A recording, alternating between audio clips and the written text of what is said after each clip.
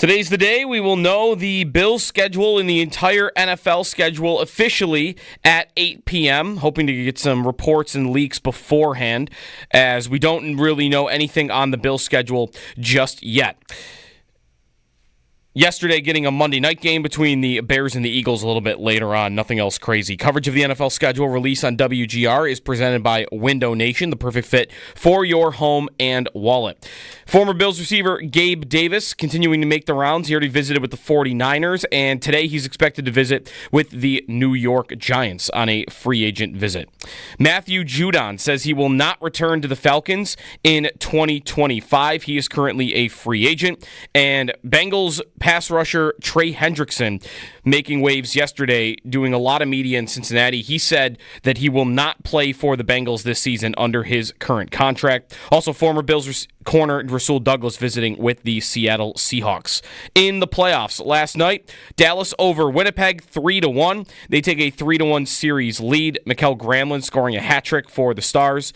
In the NBA, Pacers beat the Cavs to advance to their second consecutive conference finals. Thunder come back to beat the Nuggets. They take a 3-2 series lead.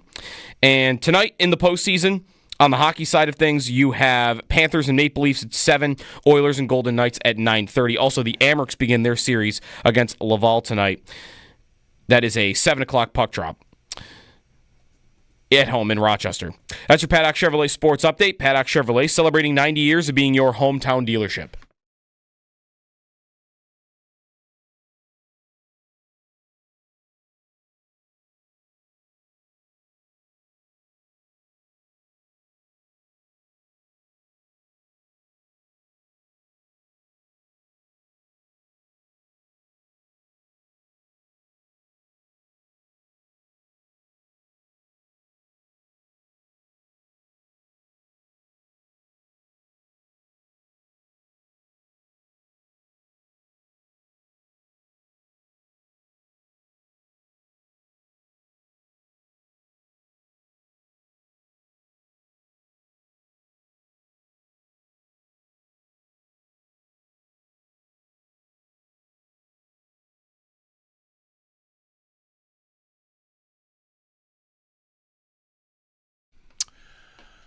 Beautifully done there, Josh.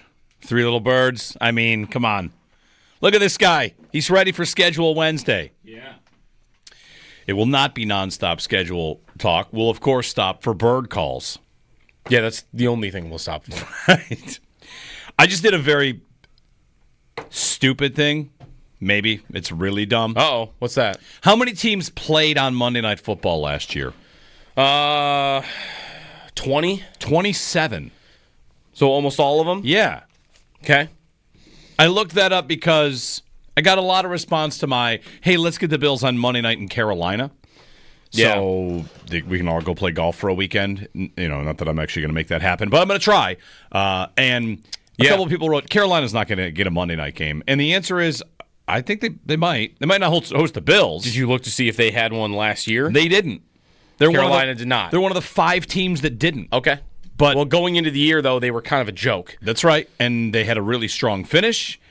And, whatever. It's honing in on one very specific idea, but I don't know what I expected the number to be, but 27 different teams played on Monday Night Football last year. Okay. I counted it up. I don't think I've got any duplicates in here.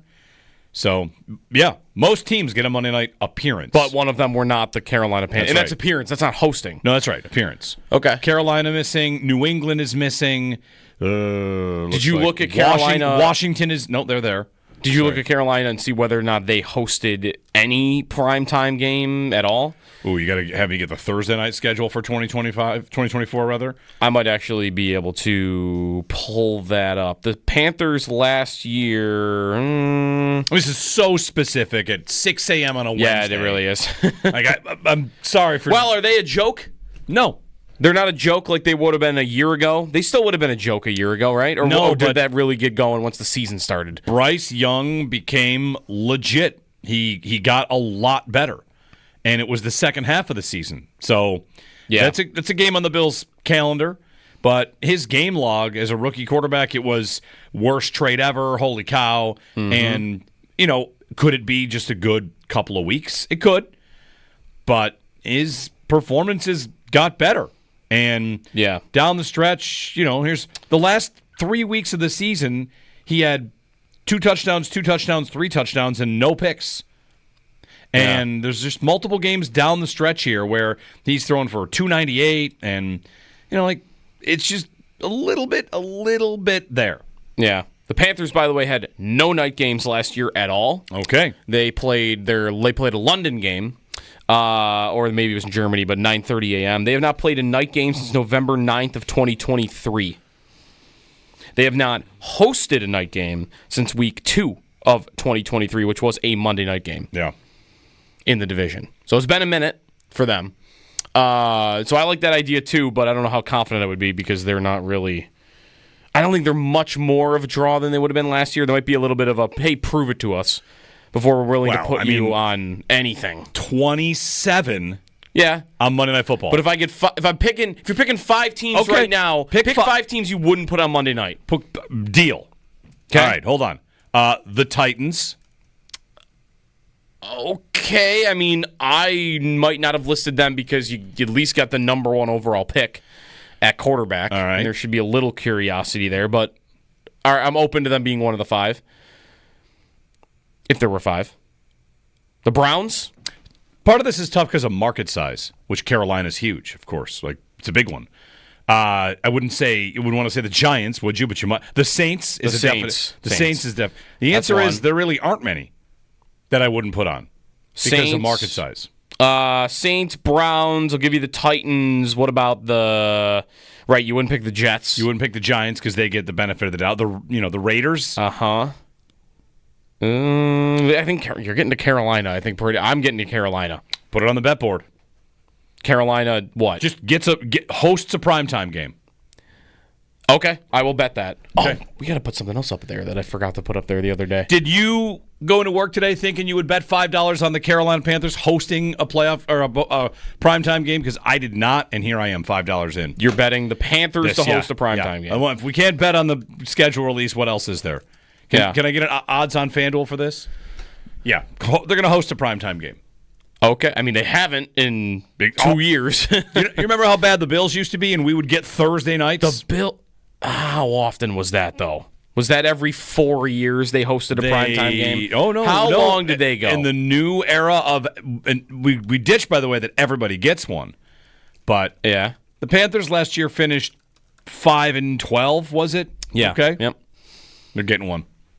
Dave Canellis has turned it around. They also went a very long time without... The Bills? No, the Panthers, they had like a weird streak where didn't they not lead in a game for like 12 weeks? It was like the second half of 23 and the first half of last year. Tet McMillan is a big draw. America wants to watch him catch passes from Bryce Young.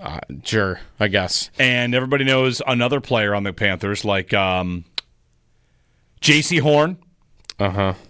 And, of course, there's... I mean, it could just be a Sean McDermott revenge game. Bingo. Going back to Carolina for... Well, I guess it wouldn't be his first time because he was the coach when we talked about this game yesterday. Tyrod at the end. Yeah.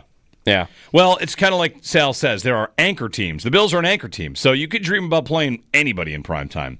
Are the Jets worthy of primetime? No. They'll probably get there. But last year the Bills played the Dolphins in a spot like that. They played the Titans in primetime 2 years ago, and the Titans did not deserve that. They beat them, 41-10? Mm-hmm. So, you never know. Anyway, I've got my hope. It doesn't actually have to be a Monday night game. That's just kind of the funniest outcome for as much golf as possible. It could be Sunday at 1 o'clock, and we can all just still go and play golf. That's right. And for your bet, I feel like Thursday night might be more likely anyway. Yes. They'll play the Bucks or the Panthers on Thursday Night Football. Right. The Bills, by the way, in their 17-year playoff drought, had 9 home primetime games. Okay. How many towards the end, though? Were most at the end when the league added Thursdays during the drought? Did they not? And added an additional... they added windows. From the first Thursday game I have on here in 2009. Okay, so we're halfway through the drought? Halfway through the drought. They played 4 primetime home games. 3 of them were on Thursdays. Okay. But 4 in 8 years. Yeah. After 0 in 8 years, pretty much. Can you remember the 3 Thursday night games? The 3 Thursday night games for the Bills. Wow, this is a good one. In the drought. Drought. Home Thursday night football. I mean, you could just try the whole primetime. There's going to be a Dolphins game in there for sure. No, there won't be. No, wait, yes, there is. Yeah, Veterans Day. I'm sorry, I confused that with the MUN right above it. Yeah, that's 2012. McCalvin had a punt return touchdown in that game. Mm-hmm. Bills won. So Bills won a primetime game. Of course, in the drought, they also played the Cowboys on Monday Night Football. That was Monday night, yeah. 25-24 loss. Yeah. Romo threw 5 picks. And won. So I'm trying to find the Thursdays. Okay. Yeah, the Thursdays. So the Thursday games for the Bills during the drought. Mm-hmm. All right. Boy. They would have played. I'll give you a hint. The 4. So you got the Miami game. The 3 primetime games sandwiched around it are all against the same team. It's the Jets. Yeah. There's the Color Rush game. Red against green, where Rex beats them, and that's the first time there's a Color Rush red on green. We found out that colorblind people that are red-green colorblind had a tough time watching that game. The Jets. Where is that game? I don't have that game listed, but it's definitely right. It might not have been a Thursday. Oh, it's in New York. That's why. Okay. This is only home. Oh, sorry, home games. Yeah. So in that case, there's Thursday night against the Jets. That's another Jets Thursday night game, though. Before Greg Roman gets fired in week 2. Yep, they lost 37-31. Yeah, fired the offensive coordinator. Mm-hmm. Wait, maybe Tyrod didn't play the whole game because didn't he have a 300-yard streak? Because they put the passing numbers next to that game, and it's got 307 passing, 3 touchdowns. But Tyrod didn't get the 307. No. Well, maybe someone else played. Okay, so you got that one. And you've got 2 more Jet games. 2 more Jet games, I mean, that are here in Buffalo? Yeah. One's a Thursday, one's a Monday. 2009 against the Jets, not really memorable to me at all. Score? 19-13 in favor of New York. That's a Mark Sanchez game. I mean, this box score. Lindell field goal, Feely field goal, Feely field goal. Let me guess, the Bills had 213 yards of offense. How about this? The Jets did... Oh, no, there's a touchdown. Yeah, the Bills did not. They had 194 yards of offense. Well, let's hope the schedule release goes better than the Today Show attempting to schedule Josh Allen, which is not happening today either. He is not on the Today Show. He's not on Monday. He is not on today. When will he be on the Today Show? Who could possibly tell? Maybe never. Their pursuit of Josh Allen is, make a 30 for 30 on it because they can't get him. They thought they had him. There was report, we're going to have him next week, and now it just didn't happen. So Josh will not be on the Today Show. Deion Dawkins will be on tonight as part of the NFL schedule release. That's on NFL Network. He is a part of that show. So welcome to schedule release day. We'll get the full schedule. There have been some leaks. Not a ton on the Bills yet. There's also going to be announcements today. Netflix announces today what probably the other 2 Christmas games. Yep. And you'll get a little bit more along the way. So we'll keep you posted. But we've got some schedule stuff. The leak on the Bills is that they'll open Sunday Night Football against the Bengals. Yeah. That seems to be gathering momentum if possible. Mm-hmm. If momentum could possibly be a thing, it'll be Sunday Night Football at home against Cincinnati. Would that be one of the times they wear their new patch? The farewell Highmark Stadium patch? Maybe. First game of the year. Yep. At home. Unless they won't wear it will they wear it the whole year? They could just wear it the whole year. They could. It would only be at home games, you would think. Yeah, but they could wear it the whole year. I don't know what the NFL rules are on that. Maybe it's just a couple times. It's at least once. One of the press releases said at least once. But if it is Cincinnati at home week 1, I'm very into that game. Yeah. And just seeing that is one of the few remaining measuring stick games, in my opinion, for this team because they've played the Ravens and the Chiefs so many times and both teams have beaten each other in different times of the year, whereas this is just, it's 2 matchups. Yeah, they have not played that many times. Yeah, it's 2 matchups and 2 drives in the Hamlin game, and I don't tend to do this as much as others, but a lot of people just throw out the playoff game because you were just.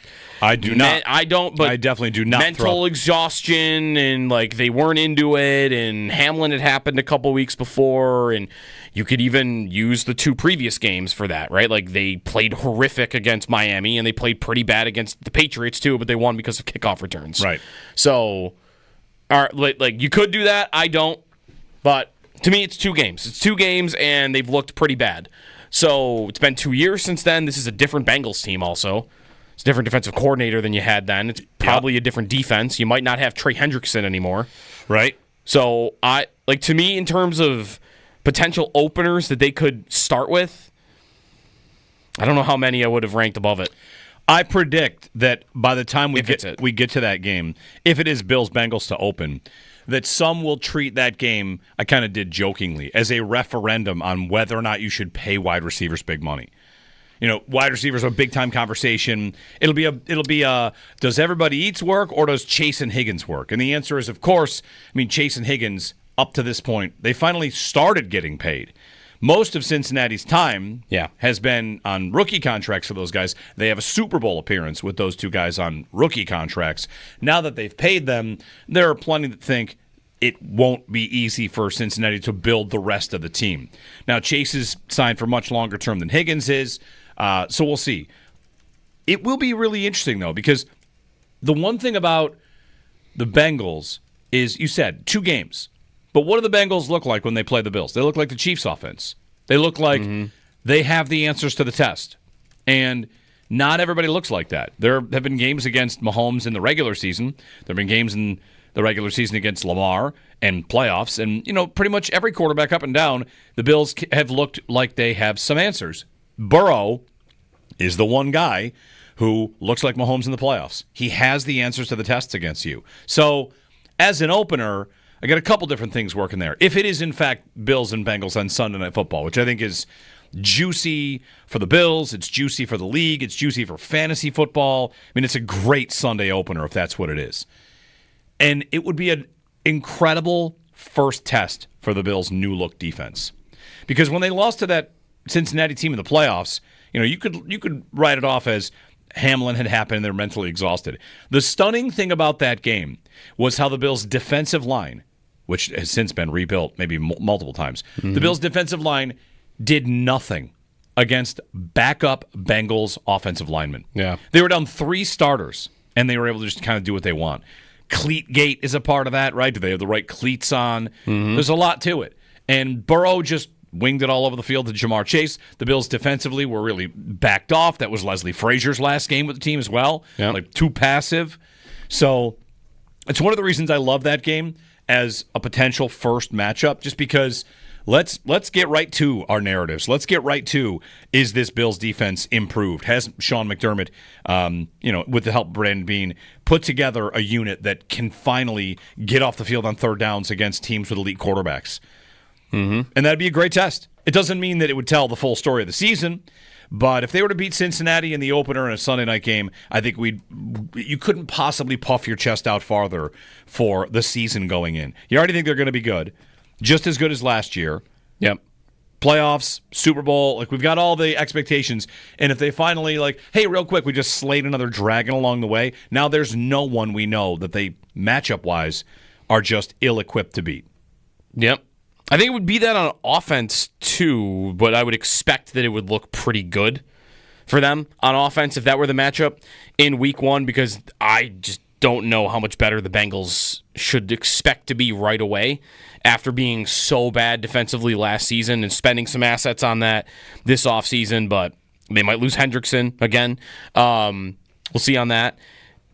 Week 1, the Bills will probably look, if that was the matchup, they'd probably look great against the Cincinnati defense. Yep. And is that Josh Palmer? Is that Samuel bouncing back? Is that Coleman? Is it James Cook still probably not signed going off? There would be narratives derived from that side of the ball, I would think, as well. It would really feel like the right time to play Cincinnati, in that you get them at a time when they're pretty bad. Usually They're early really in the season. bad at the beginning of the season. But if they if they do look similar offensively, especially to how it's looked before, you kind of have the whole season to go, all right, well, they need to do more on this front, and they need to be better here. And, you could have this build-up as the season goes on if you were to meet them in the playoffs too. Oh, that was a long time ago, and now we have a better idea of what we are and a better idea of what they do. And you'd have two more players because two guys come back off of suspension. Hoyt and Ogunjobi. And to that point about the Bengals in Week 1, they have lost 5 of their last 6 Week 1 games. And, they're bad teams in here. New England last year, they lost 24-3 to a Deshaun Watson Browns team 2 years ago. I mean, geez. It's unbelievable. They lost to Pittsburgh in overtime the year before that. They won. Their only win was against Minnesota in overtime. They lost to the Chargers. They lost to the Seahawks. They lost to the Ravens 20-0. I mean, their Week 1 results, especially under this coach, have been just abysmal. So, I don't know what it is about them that time of the year that gets them, but they are a slow starter. So, I'm into it. It'd be juicy. And get the juices flowing pretty early. You're right, though. There would be nothing I think that could do more confidence. Even because they've beat the Chiefs. Right, even beating the Chiefs, beating the Ravens. Their defense looking dominant against Cincinnati's offense. Would be great. I don't know, there's anything else that could happen in Week 1 that would get people going for the season like that. Against any opponent. Let me try. Maybe if it did it against Baltimore, it would feel the same. Let me try a few on. Thumping New England. Hey, nice offseason. Congratulations. Your quarterback's really good and exciting. 42-3. Yeah. And that might do it. I don't know, though, that everybody thinks New England I know. But it would just be... It would be it'd be like last year when the Bills ended the Dolphins season in Week 2. Right. Remember? It was, hey, all right, Miami, let's see what they've got. Nothing. It's over. Miami was favored in that game, the season is over. Yeah. For you. Yeah. And the Bills have done that to Miami a couple of times. Yeah, they did. If they did that to Miami again, that was a Week 1 game, that would probably feel pretty good. Yeah. 803-0550 is our phone number, 1-888-550-2550. Couple guests on the way today. We'll have Joe Marino of the Locked On Bills podcast at 8 o'clock. Talk to him about maybe some Carolina recommendations. He's down there in Carolina. If the Bills go to Carolina, that will be the stadium takeover of takeovers. There's one thing about the road schedule. Sometimes you go on the road to see a cool city, cool stadium, Ireland. Carolina, I don't know how cool the stadium is. Never been there. You've been there. Is it super impressive? Maybe not. That would be a game to go to because the takeover will reach levels that have maybe been previously never seen before. Definitely. When I tweeted yesterday about Carolina and the golf trip, the number of people that wrote back to that could fill a stadium. And then they don't all want to golf and go on the golf trip. But the number of people that I live 2 hours from there. Oh, I live 3 hours from there. I'll be at that game no matter what. Yeah. The Mafia is going to take over Carolina. It will be one of those games where when they wrap it up, the Bills fans are talking about how it was as loud as a home game. That's my prediction. If that game, whether it's prime time, 1 o'clock, it'll be a scene. Mm-hmm. You could check out the big Panther statues that they have outside and set your expectations for the Buffalo statues. I will say the stadium itself there is not that impressive. The concourses were pretty nice, though. Yeah. Big and wide and roomy. You like a roomy concourse. Yeah, I like a roomy concourse. Updated enough, I would say. Everything looked pretty new, I would say, in those concourses. I don't have a ton of NFL stadiums to compare it to. I've been to Gillette, the Philly Stadium, but the rest of it was fine. It's fine. Nothing special. By the way, correction from earlier when we were running through the Bills' drought primetime games. I might want to rescind that Thursday night Jet game in 2009 because that game was in Toronto, a listener pointed out.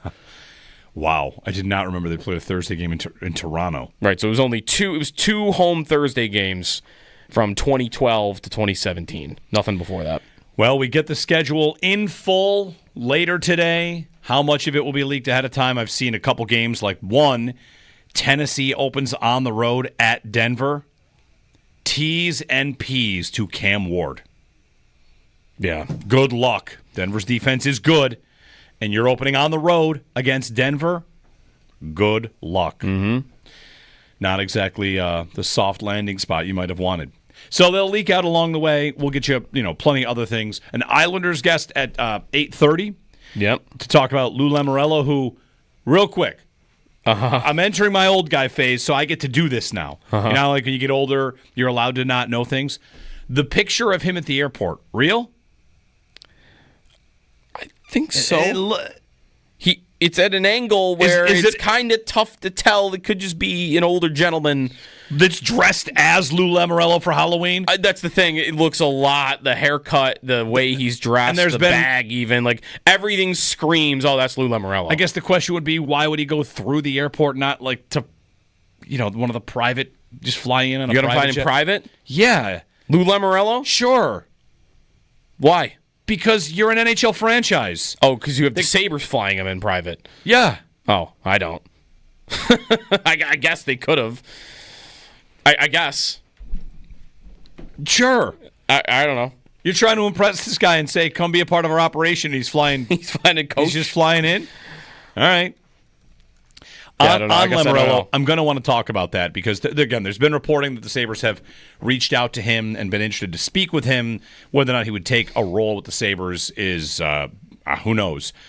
But the number of people that hate the idea. Oh, yeah. Hate the idea. I want you to explain that to me like I'm 5. All right? You ready for that? I think I am. Explain it to me like I'm 5. Yeah.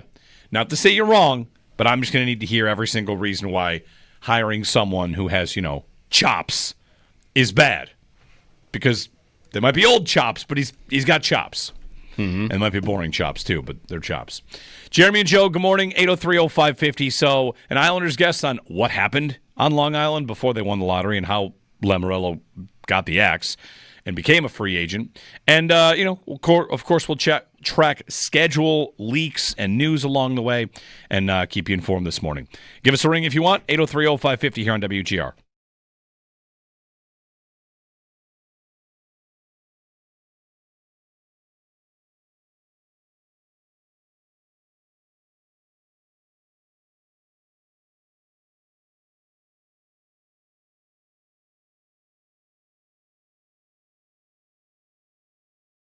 Someone explain to me how it makes any sense for a network to be like, hey, here's our big announcement. We got 2 games in December.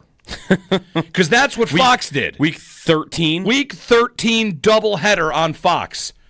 Great. That's just very weird. What is this, a dermatology appointment that I got in 9 months? Who cares? Why aren't they revealing just September games? Mm-hmm. Week 1. How about we get week 1 How out of the about way? week 1?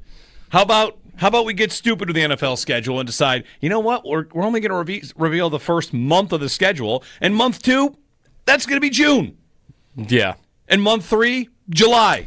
I know people want to travel and there's plans to make and all that, but man, how many Bears games and how many Eagles games? 3 Eagles games and 2 Bears games is what we got. Yeah. Great. And the Bears games again are late. It's week 13 and week 16. The two Bears games. I hope it works. I hope they're good. I think they'll be good. The Bears? Yes. I think they'll be good. They'll probably be good. The coach is pretty The coach is if that coach can't make it work with what they've got, then they're never going to win anything. Ever. That's true. They finally got something going. Yeah. And then we know nothing about the Bills. Nothing at all. Other than they won't play the Chiefs or the Eagles in week 1. That it doesn't appear they're going to play overseas. I've seen the international schedule, and I think it's believable because it kind of lines up all the reporting on it. Mm-hmm. So I think they're not on. Well, they're not. We know they're not Christmas night or Black Friday, and they're not going to go international. Right. So Christmas Day, locking in even more. It's not going to be Thanksgiving Day. Maybe they'll just have a. But if they're in one of these things, I've got half of them already checked off, and we wouldn't think they're going to be in nothing like that, right? I mean, they might be in nothing. The biggest thing they might get might be some sort of Peacock exclusive game or something, in which, all right, that's just a Saturday. Or they just have a bunch of Sunday Night Football games. That's right. They could do and 4 o'clock games as well. Right.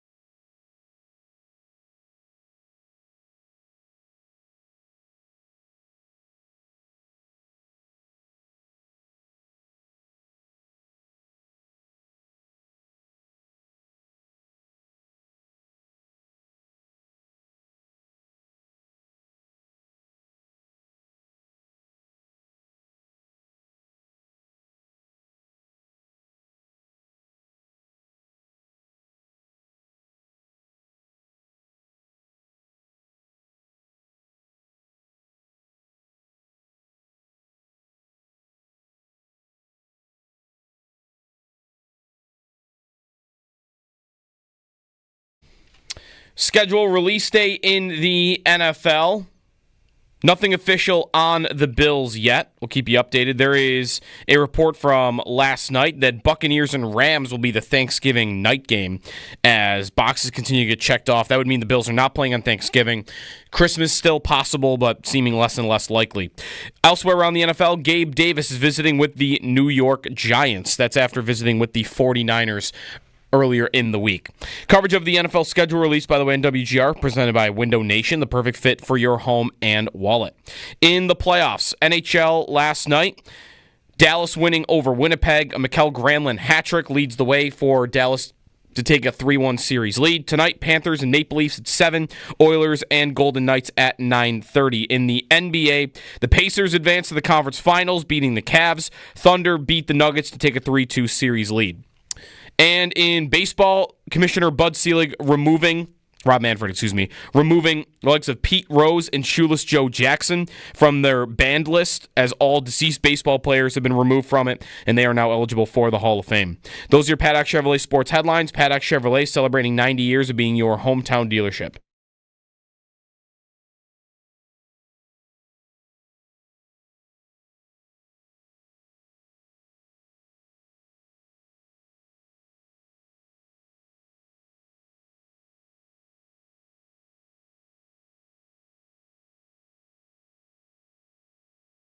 I think the Bengals, I don't want to say have ruined chances because there's a lot of time till the season, but certainly mismanaged it. And you have a guy that has been an absolute star on the field. He's an unbelievable representative off the field. And if Trey Hendrickson's a Bengal next year, they're one of those very small groups of teams that you sit there and say, yeah, they can win the Super Bowl. If he's not, because you're not going to replace him in the draft this year, and I know they drafted Shamar Stewart, I just don't see them as legit contenders. Dan Orlovsky on the Cincinnati Bengals. How about just casually referring to them as a team that could win the Super Bowl? Orlovsky there. Mm-hmm. And Shamar Stewart, their first-round pick, he didn't report to activities because they were like stoning him on contract stuff. Uh-huh. That's the Bengals. They could definitely afford Trey Hendrickson, and it's not going well there. Hendrickson, another player that we spent a good amount of time talking about this offseason. Could the Bills wrench him away from Cincinnati? That's before they sign, Bosa, and they draft the defensive end, Landon Jackson. Hendrickson's a guy we talked about quite a bit, but I could never envision them actually trading him to the Bills or to another AFC contender. But yeah, he might not last there too long. He says he thinks it's personal at this point. I mean, I think the reason he thinks that is he spoke about a number of things yesterday. I liked his comment about how, the one quote, I'm not going to apologize for the rates being paid to defensive ends in the National Football League. Like, these guys are getting this. Yep. It's not my fault. I just want to be paid in line with my peers that are, this dude led the league in sacks. The personal, one of the things I saw that he could have taken personally was Zach Taylor last month texting him, like, hey, if you don't report to minicamp, which is, at that point, think of it like 3 months away, like, you're going to get fined. And he took that as, well, I guess they have no want to even talk to me about contract anymore because they're already warning me about what's going to happen in the summer if I don't show up. They already have it in their heads, oh, we're not going to get a contract on here. We're already mentally moved on to, well, is he going to show up at minicamp? Are we going to have to fine him? Because that's what they're texting me about. The head coach. Yeah, which is a little bit like the Bills with James Cook, of course, the difference being Hendrickson has proven to be elite, and Cook had a really nice year, and for the Bills to kind of stand on that and say, do it again, that is justified. For Hendrickson with the Bengals, it's not that. This is one of the top, 5 pass rushers in football. Yes. He has outperformed his contract, and it's all gone way higher than what he makes. Why don't you go ahead and give him a contract? And the other thing was that Hendrickson spoke on that because this trade request didn't start this offseason. It was last year. Before last season, Hendrickson requested a trade, and what he spoke about yesterday, that there was a promise basically made to him, like, come in, be at camp, play the season on your current deal, and if you play well and you earn it, then we'll talk. Yep. And then he went out and led the league in sacks. And they want him to do it again without doing a new contract. If the Bengals, so he probably feels betrayed, like you lied to me. Yep. If the Bengals were a real team, this would be very easy to do. Extending him saves $11 million on the cap for them, which should be a no-brainer. Which is, but again, they might not really care about that. Again, they're one of these teams that kind of uses the cap probably as a cover to say, "Oh, we can't have guys." For sure. Warren Sharp, the last 2 seasons, had the Bengals with and without Hendrickson. So success rate, completion rate against, EPA per attempt against, passer rating against, pressure rate against. Mm-hmm. Every one of those that I just listed, like Warren Sharp's going to give you these stats. Here's the cliff notes of that. When Hendrickson's not on the field, the Bengals are 32nd in all 5. All 5. Yeah. They're the worst team defensively against all those things when Hendrickson's not on the field. Success rate, completion rate, expected points against per attempt, passer rating, and pressure rate. When Hendrickson is on the field, which is 909 dropbacks compared to the previous is like 300, 8th, 11th, 19th, 8th, 12th. They're a respectable defense when he's on the field. And when he's not, they're the worst. Yeah. All the other numbers like match up too. Like he led the league in sacks, but I think he was number 2 in the league in pressure rate, like pass rush win, just all the pressure numbers, like everything lines up with how many sacks he had. Like, this isn't a dude that just got a couple of lucky seasons and was getting to the quarterback. Like, he is a menace.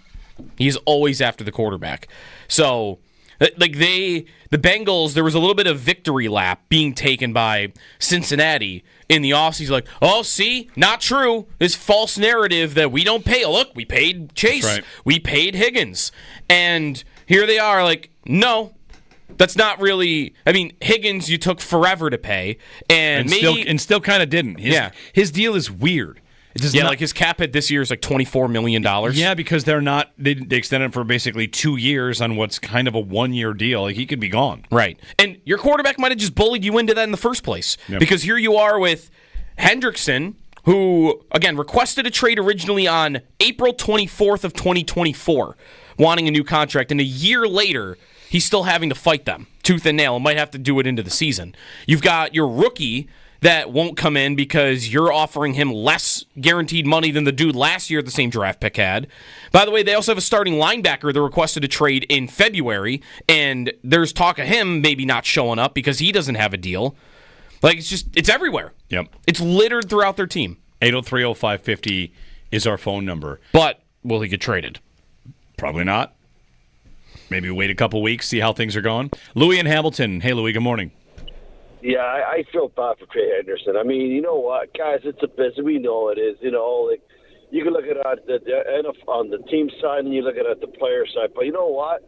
If this guy had 4 sacks, right, last year, they'd be asking this guy to take a pay cut. The guy deserves it. He's a good community guy, hard worker.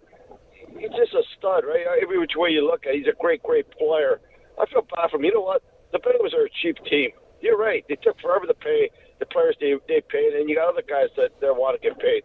And for them not to want to pay, and for them wanting to pay their first-round pick less money than they did last year, it's a bad look on Cincinnati. It's a really, really bad look. Yeah. Hey, guys, I'm going to be honest with you, and it's a pipe dream. For sure, it's a pipe dream.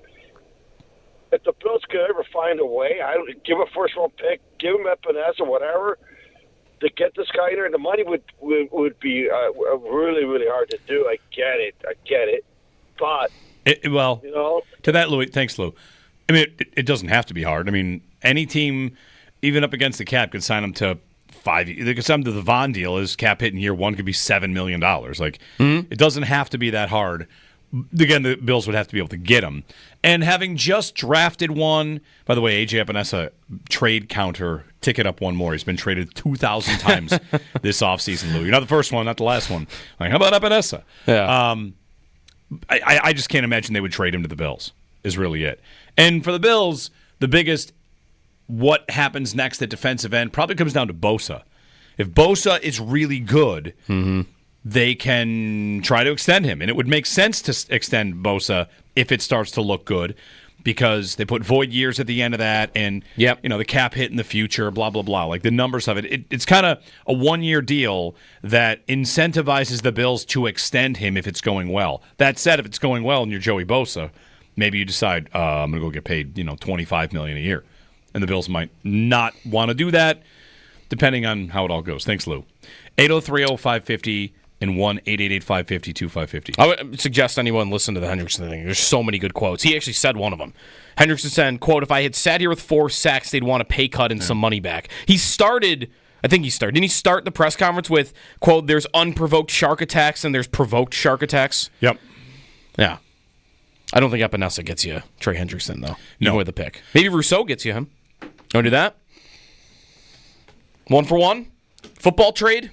I don't think it's reasonable to think the Bengals would make a trade with the Bills to give them their best pass rusher, one of the best pass rushers. Even to get the Bills' best defensive end? No, I don't think they would do it. And Rousseau makes money already. He got paid. Maybe they like that. But probably a lot less than what Hendrickson's asking for. Yeah, maybe. There was one other schedule leak, Rams-Bucks, Thanksgiving night. Yeah. So that would take the Bills off Thanksgiving, and Christmas would only be 1 or 4, and Black Friday is out. Maybe it's the weekend after Christmas. Meanwhile, one note on the Bills and their schedule. We'll make this the stat of the day. Adam Schefter tweeted out a graphic about travel.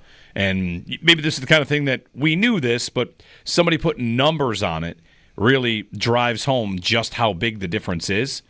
The Bills will travel this year 10,546 miles. Okay? 10,546. That is the second fewest miles traveled in the league this year. Only Cincinnati, by the way, is going to travel less.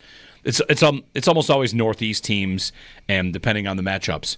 But your stat of the day is this. The Bills traveled 10,546 miles this year.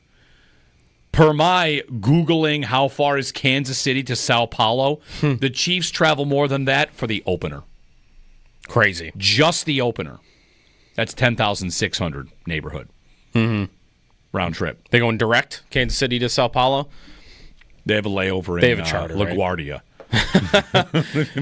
Imagine that.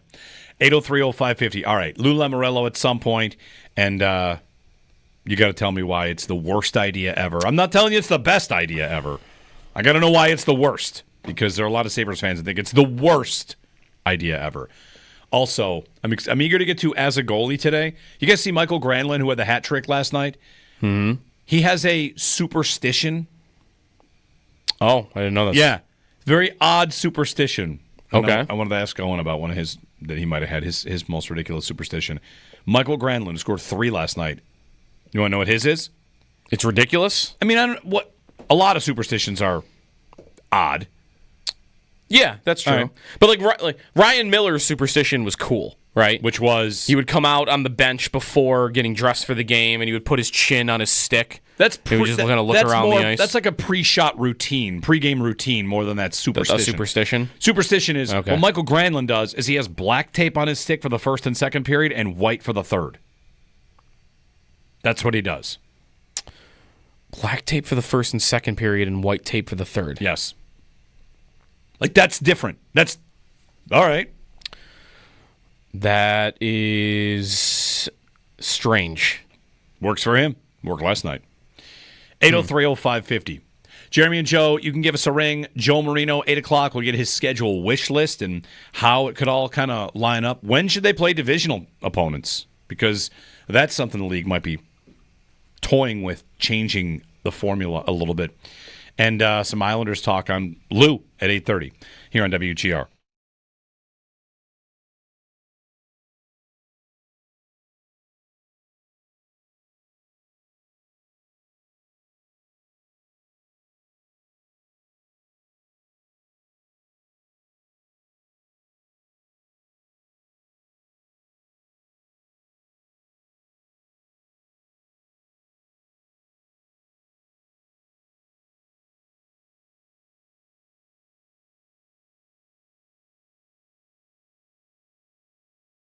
We've got some schedule stuff.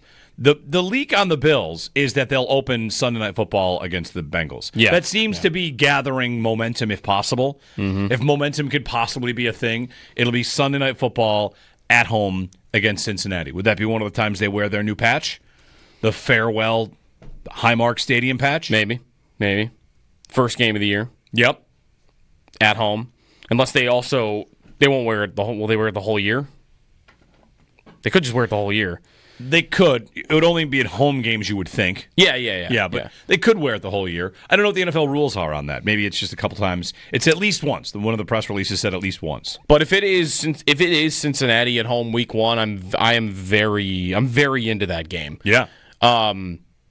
And just seeing that is one of the few remaining measuring stick games, in my opinion, for this team, because they've played the Ravens and the Chiefs so many times and both teams have beaten each other in different times of the year, whereas this is just, it's 2 matchups. Yeah, they have not played that many times. Yeah, it's 2 matchups and 2 drives in the Hamlin game, and I don't tend to do this as much as others, but a lot of people just throw out the playoff game because you were just. I do not. I don't. But I definitely do not. Mental exhaustion and they weren't into it, and Hamlin had happened a couple weeks before, and you could even use the 2 previous games for that, right? Like they played horrific against Miami, and they played pretty bad against the Patriots too, but they won because of kickoff returns. Right. So, you could do that. I don't, but. To me, it's 2 games. It's 2 games, and they've looked pretty bad.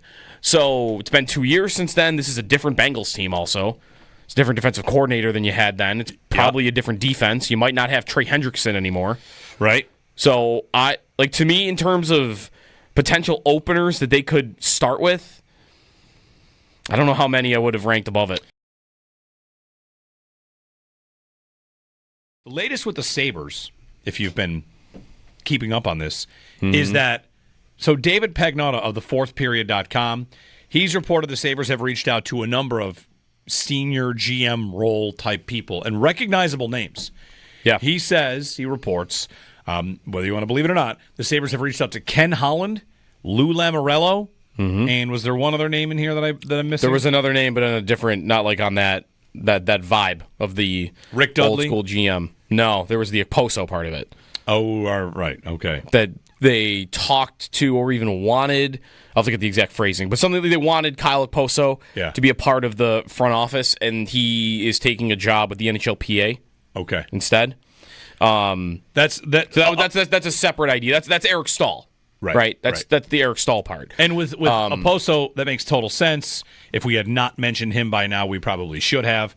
This is does Ryan Miller want the job? Does Thomas Vanek want the job? Does the after the whistle guys said give Chris Pronger all the money to come in and do it? And what David Pagnotta from the Fourth Period cites and is clear to think about in this moment for the Sabres trying to hire someone in a advisory role is you're reaching out to people that run franchises to see if they want to put their name on something that they might not be running. Right. And that's not likely to work. I mean, does Lou Lamoriello come in and say, I'm an advisor to Kevin Adams? That doesn't strike me as something Lou Lamoriello would want to do. You want to give me complete control of your organization, we can have a conversation. And I saw Paul Bissonnette and Ryan Whitney talking about that. Bissonnette over the moon at the idea that Lou would come in and take this job and take over the Buffalo Sabres. So, but as the president or the GM or not as a senior advisor. Right, make everybody shave and play the way that they play. Right.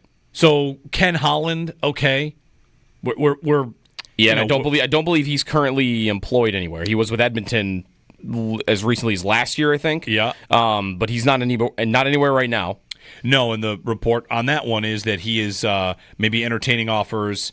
Holland's reportedly in the mix for the Kings and the Islanders GM positions.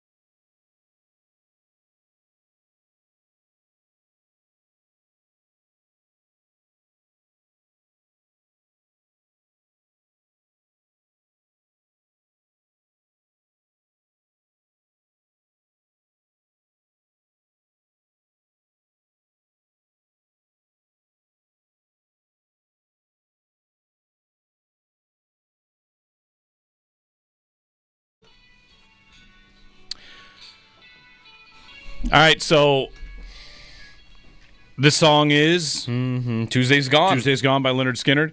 And this is to me, it's the Happy Gilmore song. Definitely the Happy Gilmore song. This is the Happy Gilmore song. So why play the Happy Gilmore song? Because yesterday, or actually 2 days ago, the Colorado alligator from Happy Gilmore, whose name was Morris, died. The alligator died. The alligator from Happy Gilmore that ate Chubbs' hand. He was an actor. That was a real alligator? Yeah. That's how good of an actor he was. You thought he was fake? No, it's a real alligator, yeah. I think I thought it was a fake. Okay. I mean, he hissed at one point. You know why, though? The alligator... When I think of the alligator from Happy Gilmore, I think of two scenes, which are probably two fake alligators. When he's waving in heaven, that one? Okay, obviously that one I knew was fake. Yes. Yeah, at the end when the alligator's waving in heaven. I don't think Morris could stand upright and wave. But I was thinking about the other one where the alligator floats to the top of the pond and Happy has already elbowed him and he pulls the golf ball out of his mouth and raises it to the sky. Stunt double. That at that point, yeah, I'm sure it's okay. But there are all the other scenes, it's a real alligator? Yes. So Morris, this alligator, had been in Dr. Dolittle 2 and Interview with a Vampire, Eraser, Blues Brothers 2000, had appeared on The Tonight Show. He was 80, but they 80? Yeah, 80, wow. But he might have been 100. They kind of estimate. He was found in a backyard in Los Angeles as an illegal pet and became this actor. And one line from this article in Denver about Morris, this alligator, that's hilarious to me. I laughed out loud. Colorado Gators, must be the business or the place where he went after he retired, told Fox 31 that Morris was forced to retire after he tore up the set of the 90s sitcom Coach. Where is the footage? Where's the footage? Up the set. He tore up the set of the 90s sitcom Coach. Get it to us. Come on. That is awesome. Morris. He wasn't getting paid enough. Crazy. NFL schedule release day. It's brought to you by Window Nation. We're going to, of course, keep you updated on any sort of leaks we get along the way. Looks like the Bills will not be Christmas night, of course. Will not be Thanksgiving night either. And the big rumor, I saw a full leaked week 1. Who knows if it's real, but it had Bills-Bengals Sunday Night Football, and I think that's as juicy as it gets for Bills fans, and not too good of a game at the same time, if that makes sense. Ravens, Chiefs, Eagles, too good for the opener, and the Eagles are already busy, of course, too, but the reports, the leak, that might be it. When we return, we've got plenty more to get to. Gabe Davis visiting the Giants. Can mention that. Marcus Mosier's comment on Keon Coleman as one of the most important players in the league. And I believe he'll be on with Chopin Bulldog later today. So Marcus Mosier, if you don't remember him, I think he's a guy that covers the Falcons, and he might be the one that told Falcons us. Falcons and Cowboys. Okay, yeah, the Falcons. He's one that said when the Bills got Mac Hollins, like, this guy can play. He kind of called Mac Hollins' season. Yep. He's going to be involved. He's no slouch. He can play in the league, and of course Hollins did. So he has a piece up about Keon Coleman. He'll be on the afternoon show at 4 o'clock today. 803-0550, 1-888-550-2550. Jeremy and Joe on WGR.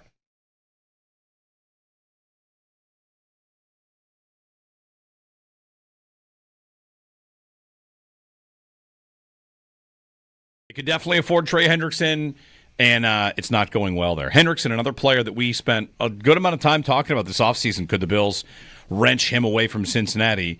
That's before they sign, Bosa, and they draft the defensive end, Landon Jackson. Hendrickson's a guy we talked about quite a bit, but I could never envision them actually trading him to the Bills or to another AFC contender. But he might not last there too long. He says he thinks it's personal at this point. I think the reason he thinks that is he spoke about a number of things yesterday. I liked his comment about how, the one quote, "I'm not going to apologize for the rates being paid to defensive ends in the National Football League. Like, these guys are getting this. Yep. It's not my fault. I just want to be paid in line with my peers that are." This dude led the league in sacks. The personal one of the things I saw that he could have taken personally was Zach Taylor last month texting him like, "Hey, if you don't report to minicamp," which is at that point, think of it like 3 months away, yeah, like, you're going to get fined. And he took that as, well, I guess they have no want to even talk to me about contract anymore because they're already warning me about what's going to happen in the summer if I don't show up. They already have it in their heads, oh, we're not going to get a contract on here. We're already mentally moved on to, well, is he going to show up at minicamp? Are we going to have to fine him? Because that's what they're texting me about. The head coach. Yeah, which is a little bit like the Bills with James Cook. Of course, the difference being Hendrickson has proven to be elite, and Cook had a really nice year. And for the Bills to kind of stand on that and say, do it again, that is justified. For Hendrickson with the Bengals, it's not that. This is one of the top, 5 pass rushers in football. Yes. He has outperformed his contract, and it's all gone way higher than what he makes. Why don't you go ahead and give him a contract? And the other thing was that Hendrickson spoke on that because this trade request didn't start this offseason. It was last year. Before last season, Hendrickson requested a trade, and what he spoke about yesterday, that there was a promise basically made to him, like, come in, be at camp, play the season on your current deal, and if you play well and you earn it, then we'll talk. Yep. And then he went out and led the league in sacks. And they want him to do it again without without doing a new contract. If the Bengals, so he probably feels betrayed, like, you lied to me.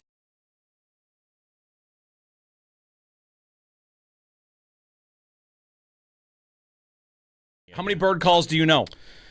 Oh no, I'm gonna be bad at this. None. Okay. A seagull. Ah, yeah, I know a seagull. I could definitely spot a seagull. All right, good one. Or a hawk. What an answer. You know, I would know a hawk screech. The red-tailed hawk. Yeah, very famous screech. Like the easy ones. A crow, maybe. Okay. That's easy. We've established that you know those calls. Yeah, the big birds. That, no idea. Is that a great? Is that a goldfinch? A goldfinch? Is that a cardinal? I know a cardinal. I can tell you a cardinal. Yeah, you could? I can identify a cardinal every time. Okay. That might be the We should maybe test only one. We should test this later. Oh, absolutely test the cardinal. It's very easy, very distinctive sound, very distinctive call. Mm-hmm. In fact, sometimes in my backyard, am I the only one that does this? I whistle back to the Cardinals, and I tell myself in my head that we are talking. Yeah. Wow. The Cardinals probably like this. Look at this idiot. He doesn't speak Cardinal. Look at this idiot. They respond. He's yelling at you that you don't actually speak Cardinal. I recognize your accent.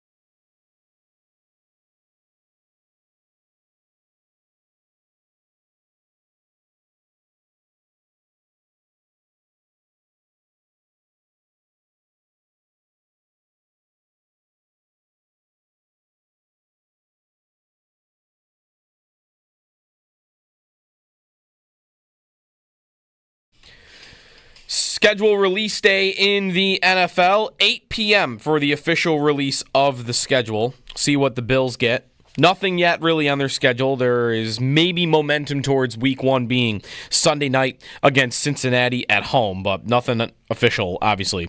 Coverage of the NFL schedule on WGR presented by Window Nation, the perfect fit for your home and wallet. Last night it was reported that it'll be Rams and Buccaneers on Thanksgiving night, which would rule out the Bills for Thanksgiving this season. Elsewhere around the NFL, Gabe Davis is visiting with the New York Giants. He already visited with the 49ers earlier in the week. Also, star pass rusher in Cincinnati, Trey Hendrickson, doing media yesterday. He said he will not play with the Bengals this year under his current contract. Said a lot of things, so called it personal between him and the Bengals right now.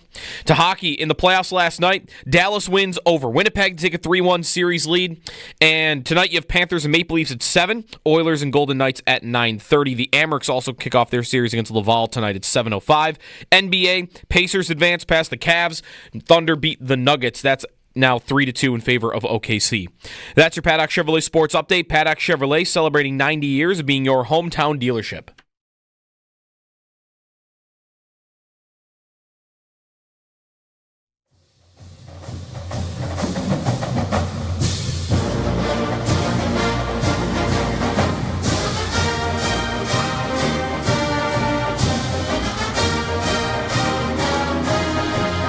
This is the theme song to Coach. Joe just asked in the break. Really? What is the sitcom Coach? This isn't like the fight song for like NC State or something? Iowa State Band is playing it. Oh, there you go. I might have just used a fight song, but I don't know. But this is the theme song to Coach. Coach? He coached Minnesota State. Craig T. Nelson, yeah. I learned just now that there were 200 episodes of Coach. 200 episodes? How many seasons is that? 9. 9 seasons? 9 seasons. Yep. This show that the Happy Gilmore alligator Also destroyed? Yes. The Happy Gilmore alligator died this week and had to retire because it tore up the set of Coach. Coach. So, yeah. Which I guess... I don't think I've ever even heard of this series. You probably haven't. It's, he coached Minnesota State. And It aired from 89 to 97. Yep. Okay. I mean, I recognize some of the actors in it. Sure. Craig Nelson. Maybe it's just Craig Nelson, actually. He might be the only one you recognize. Might be the only one, yeah. Yeah. Luther and Dauber, his defensive coordinator and special teams coach. Yeah. That was a show. I was looking up the ratings just to see, by comparison, what kind of ratings did it pull. Anyway, it's not that important. We're off on a. The Coach theme song is not a college fight song. While the show did use a recording of a real college marching band, the Iowa State Marching Band, for its theme, the song was specifically written for the show. There you go. Okay, good. Good morning. It's schedule release day. We get the full Bills schedule today. Here's recapping where we've been so far today. There's a leak that it's Bucks and Rams on Thanksgiving night. Yep. So no Bills Thanksgiving, period. Because they're not going to play Detroit or Dallas, and they're not going to play Thanksgiving night. Christmas would still be there. There's the Saturday after Christmas, which is the holiday Peacock exclusive window. Yep. Nobody really gets scheduled into that game because that will be picked by Peacock. So who knows if there's a standalone game. Once you get to Saturday, did I see the NFL is going to go head-to-head with college football? Yeah, the Saturday of the playoff I don't remember which round it is, but of the college quarterfinals, because I think there's a triple header. Yeah, and that's when Fox is going to run their Bears, Commanders, Eagles, Packers, or whatever. Eagles, Packers, Bears, Eagles, Bears. Who cares? Fox is bothering me. Fox is annoying me. Yeah. Then again, Sal had a good point. What does Fox have to announce? They don't have any primetime. It's just but here are our games. I think they should have announced week 1. Yes, I think that's probably right. Week 13 is like, okay. Yeah, week 1. Week 1 to me would have been the obvious choice to unveil if you were Fox, but there's also maybe their week 1 4 o'clock game isn't that juicy. That could be right. If their week 1 game is the Bears and the Browns, like, oh guys, Cleveland and Chicago. Like, you don't really want to party with that as your kick off to the season, whatever show they would have been announcing it on. Quick follow-up on Coach. Nikki tweets in, one of the last episodes, he was coaching an expansion NFL team, the Orlando Breakers. against Buffalo in the playoffs at a Buffalo restaurant sent tainted wings to the team, which caused food poisoning. What? All right. Wait, a Buffalo bar basically poisoned the Orlando Breakers team. The Orlando Breakers? Yeah, I guess so. He got the call up from Minnesota State to coach the Orlando Breakers. All right. Yeah. I got poisoned by a North American Hockey League team. Really? Here we go. My whole team. The whole team, same situation. Is this wow? What level of proof is there? That they all got sick? What level of confidence? All of us. They all got sick. Okay, but does that have to be intentional, or just they made a bad batch? There's some wiggle room. I wouldn't say we were gonna go out there and try and make them prove it in court. Does the verb poisoned have to imply intentional? Yeah.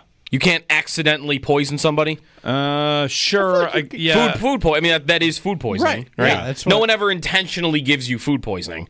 Although, in this case, I think the case is that maybe they did. And did Utah do that to Michael Jordan? Maybe also. At least he'd have you believe that. Right. But anyways.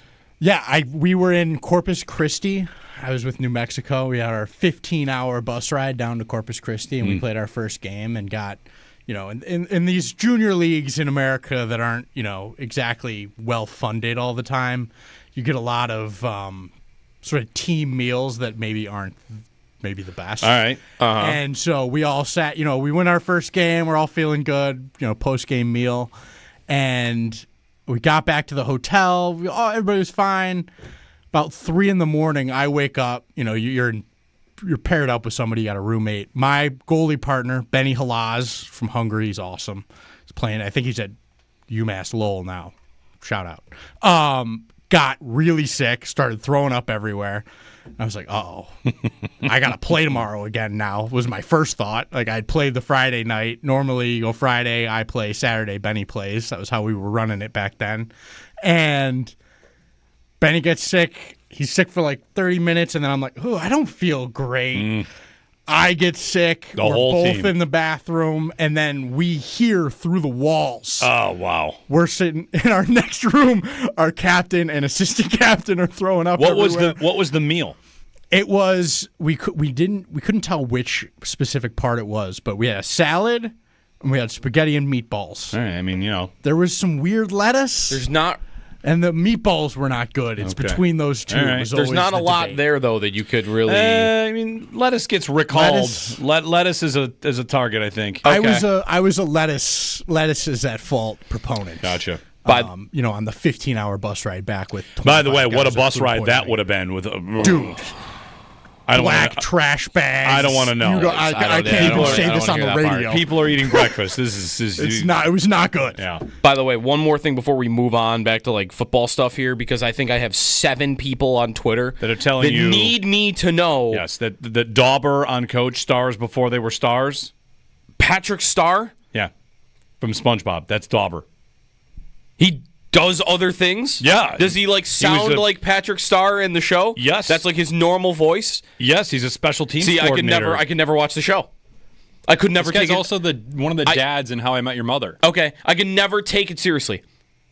I could never take that show seriously in my life because I would just laugh every time I heard his voice because that's Patrick Star coaching a football team. Yeah. I could never watch it now. Not that I was really planning on. You were about to get the DVD Coach box set of Coach. Yeah, no. 803-0550, our phone number. By the way, I don't know when they'll do it. It could honestly be, how long is this show? It's probably like a 3-hour show. But CBS announcing something? CBS Mornings is going to announce a CBS game. Is it not going to be Bills Chiefs? No, it's going to be the Eagles, of course. Oh, my God. I'd forgotten for a brief moment of the eagling of America here. Yeah. So 7 to 9. I mean, it could be in the next 10 minutes or it could be in an hour and a half. I'm not sure. But okay. At some point, we're going to get a CBS game here. How is it not Bills Chiefs? That's the game of the year every year. And they always get it because... It could be Bills Chiefs, it could be Bills Ravens, it could be Ravens Chiefs. As Mike North pointed out in the podcast with Sal, the most watched window, the most watched game of every week is almost always the 4:25 game. Uh-huh. That is the window. So even though it's not prime time, that's why you've seen Bills and Chiefs on at 4:25. So, yeah, I mean, we don't have a Bills game yet. And honestly, they only have, but by NFL standards, like only 2 Chief games being announced so far. Not even announced, because I don't think the Brazil game is official. No, that's right. They've not announced it. So there's one official Chief game that's been announced. It's the only international game that did not get announced with the other international, right? Right. Which is a little weird. I saw graphics without that one announced. Yeah, it said TBD. I think it would be announced today. Right. So that's Chargers Chiefs. So okay, so that's a good favorite for this. Bills and Chiefs getting announced. So we'll keep you up on that. Netflix. I'm waiting for a tweet. Right. Netflix will just tweet it. Yes. That hey, we've got this on Christmas Day. That's expected to come today as well. So schedule release. It is brought to you by Window Nation.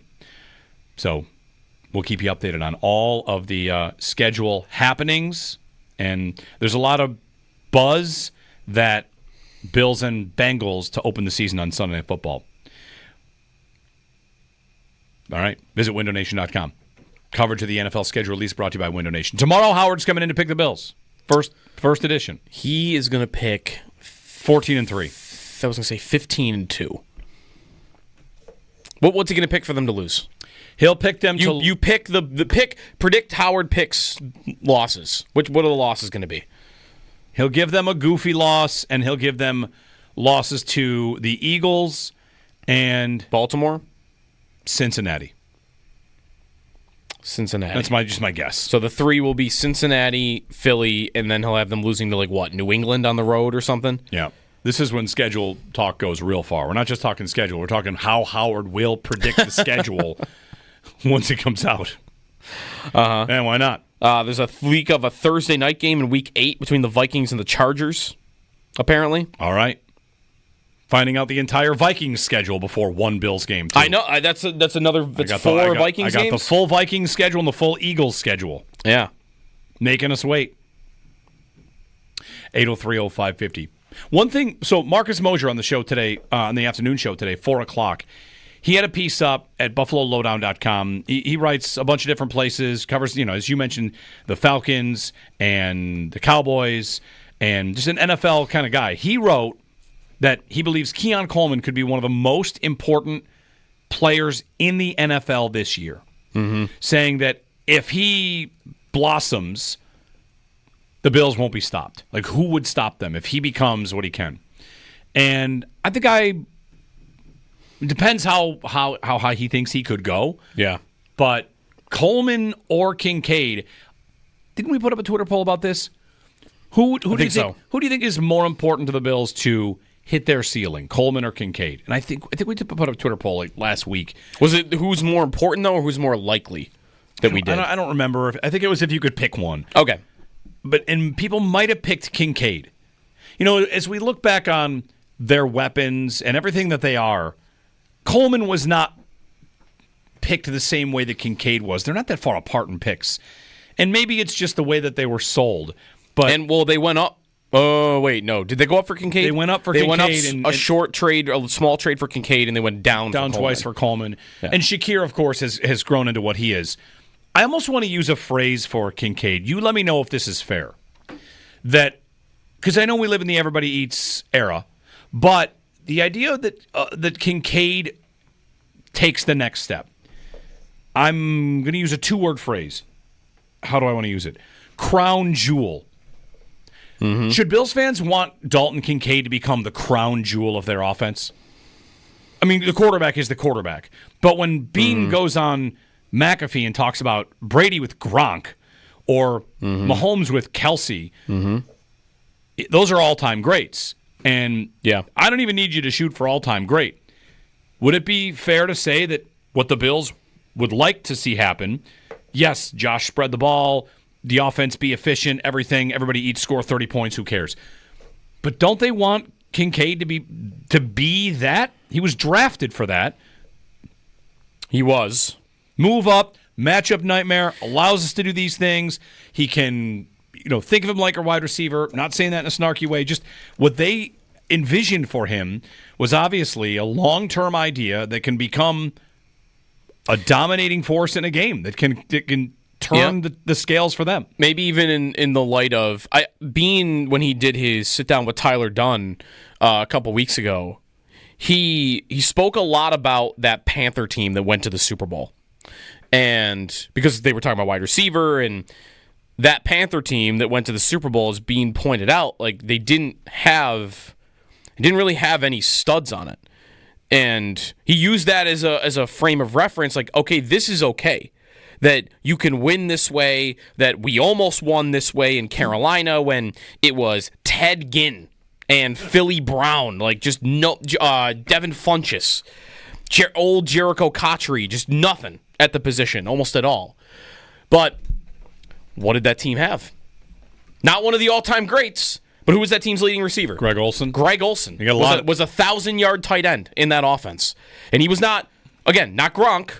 He was not Travis Kelce, but he was their top passing option. And that might be what the GM is looking at and seeing, he's using as confirmation as, hey, this can work. The team that is beating us year after year does this way, and they have maybe the best ever, but the team that I learned on and come from that made it that deep, this is what we had. He had 3 1,000-yard seasons. Olsen did. Yeah. And it came in a stretch of 5 consecutive years of more than 100 targets. 104, 111, 123, 124, 129. That's a lot. That is a lot of targets for a tight end. That would lead this team in targets. For sure. So, can Kincaid even meet that bar? Olsen. Because that is not like all-time great. That's a really good tight end. A really good tight end for a really long time that... Like, that was a good stretch for him. Right, you're talking about him being basically like Josh has a right-hand man. When there's a graphic on the screen, it's Allen and Kincaid in that scenario. Right. Because when I think of Olsen and, like, him with Newton, I don't think of stretching the field and, like, he's running by people. Like, I think of, that was his dude. Like, 3rd and 6, you need a play to get 9. That's where he's going with the football. He trusts that guy to just get a little bit of room, and they were symbiotic, those two. And that is the one area where Allen and Kincaid are not that, right? With a tight end, is this not true? Gronk maybe is a little different because he was just a physical beast. He's a polar bear running routes out there. But like Kelce and Mahomes is this, and maybe Newton and Olsen is a version of this, and there are other tight end examples, I'm sure, that because you're a tight end and you're not running a 4-3, like your separation that you get is probably never going to be, it's going to be more about mental process and chemistry with you and the quarterback than it is going to be about, these corners just can't hang with you. Right, seeing the defense the same way that the quarterback sees it. Like there might take an unbelievable amount of chemistry between the quarterback and the tight end to make that relationship as good as even like a Cam Newton and a Greg Olsen was. And for Allen and Kincaid, it was the opposite last year. They were not on the same page at all. Total misses all the time. And maybe that's just Allen missing on throws. But that to me is the element of those two that needs to improve. It's not even as much, Marino talked about this, Joe Marino, who we'll have on later, that Kincaid was getting open at times a lot. It's just the quarterback was missing him. So for Bean, that comes down to Josh. Like, you want him to be the crown. If you want him to be the crown jewel of your offense, you need the quarterback to start hitting him and to start using him more often. Yeah. Whether it's Kincaid or Coleman or, Shakir. I mean, for me, though, it would be Coleman. Who you'd want to see break out the 100%. Most. 100%. Yeah. Like, if Kincaid broke out, I do think it would be valuable, very valuable to this offense, and you can win that way. But if Coleman broke out, if Coleman became a top 15 receiver in the league, the Bills would be monsters. With the type of player he is too, with the jump balls, and I mean, I was reading Ben Solak the other day. Actually, I think Marcus Mosher had him quoted in here. Basically, that Coleman, like, one of the most exciting things about his profile going forward is his ability with the ball in his hands. That you get him the ball in space, and he's got wiggle, and he's got ability to break away from people. Like, he can be a good receiver when it comes to yards after catch.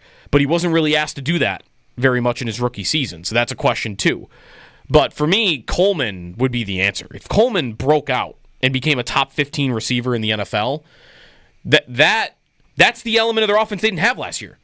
Yeah, someone they can trust outside. Right. Yeah. Like, I've got others that can do some of the job that Kincaid does. So Coleman, I feel like, he's kind of it. in terms of that boundary. Can you do more down the field? Can you run all the routes, route tree stuff? Like, if he can figure out a way to become good at all of that, Shakir's a great player, but is a little bit limited. And Samuel has been a good player in the past, but he's a little bit limited as a skill set. So I would answer Coleman. 803-0550. So an update on CBS. They just teased the schedule announcement. Oh, they did? They did. I don't know if it's happening in the next minute, but you tell me what to do with this. They showed two figures when saying, coming up, NFL schedule news. Okay. One was Bill Cowher. He's, of course, on the halftime show. That doesn't have to be the Steelers, but it very well could be a Steelers announcement. Mm-hmm. And then they showed Lamar.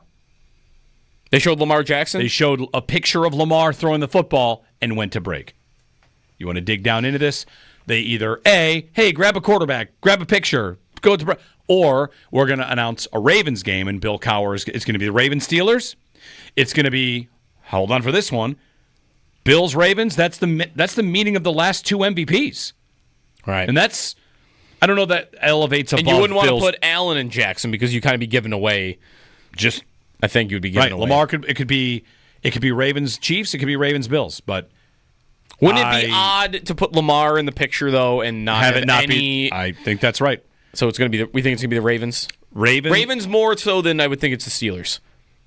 Yeah, because Cowher's on CBS. Cowher could announce anything. Right, that's the point. It's like they would have to make a point. Cowher wasn't a picture. Cowher was he's part of the announcement. They showed it like he's there. I believe it was a cutaway to a screen where he's sitting in front of a camera, ready to talk about whatever game it is. Gotcha. So stay tuned. I mean, that might come up in the next 20 minutes, 30 minutes. 803-0550, Joe Marino, Locked On Bills podcast coming up at 8 o'clock. He had an episode schedule wish list, how the schedule can kind of affect how the Bills play. We'll get to that and ask his thoughts on, a couple different things we're kicking around here. And at 8:30, an Islanders guest, Lou Lamoriello's name in the news, and whether he's actually in town or not, or the Sabres can make something happen there if they are indeed interested, as has been reported by a couple different outlets. We'll keep tracking that as well. 803-0550, 1-888-550-2550. When we return, a clip of some incredible overreaction to the Dallas Mavericks winning the lottery.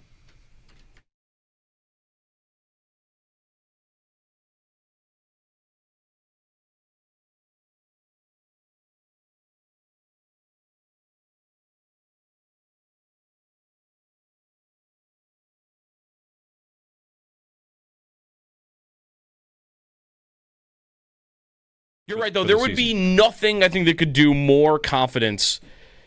Even because they've beat the Chiefs. Right, even beating the Chiefs, beating the Ravens. Their defense looking dominant against Cincinnati's offense. Would be great. I don't know, there's anything else that could happen in week one that would get people going for the season like that. Against any opponent. Let me try. Maybe if you did it against Baltimore, it would feel the same. Let me try a few on. Thumping New England. Hey, nice offseason. Congratulations. Your quarterback's really good and exciting. 42-3. Yeah. And that might do it. I don't know, though, that everybody thinks New England I know. But it would just be... It would be it'd be like last year when the Bills ended the Dolphins season in week 2. Right. Remember? It was, hey, all right, Miami, let's see what they've got. Nothing. It's over. Miami was favored in that game, the season is over. Yeah. For you. Yeah. And the Bills have done that to Miami a couple of times. Yeah, they did. If they did that to Miami again, that was a week one game, that would probably feel pretty good.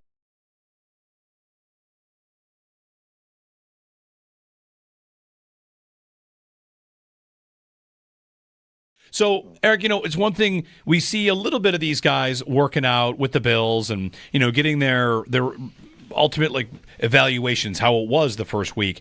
And sometimes watching them in practice, you see what you can. You've, of course, done a lot of work on the film. So let's go through some of this Bills class, because the highlight I saw of the weekend, it's not a catch, it's not this or that.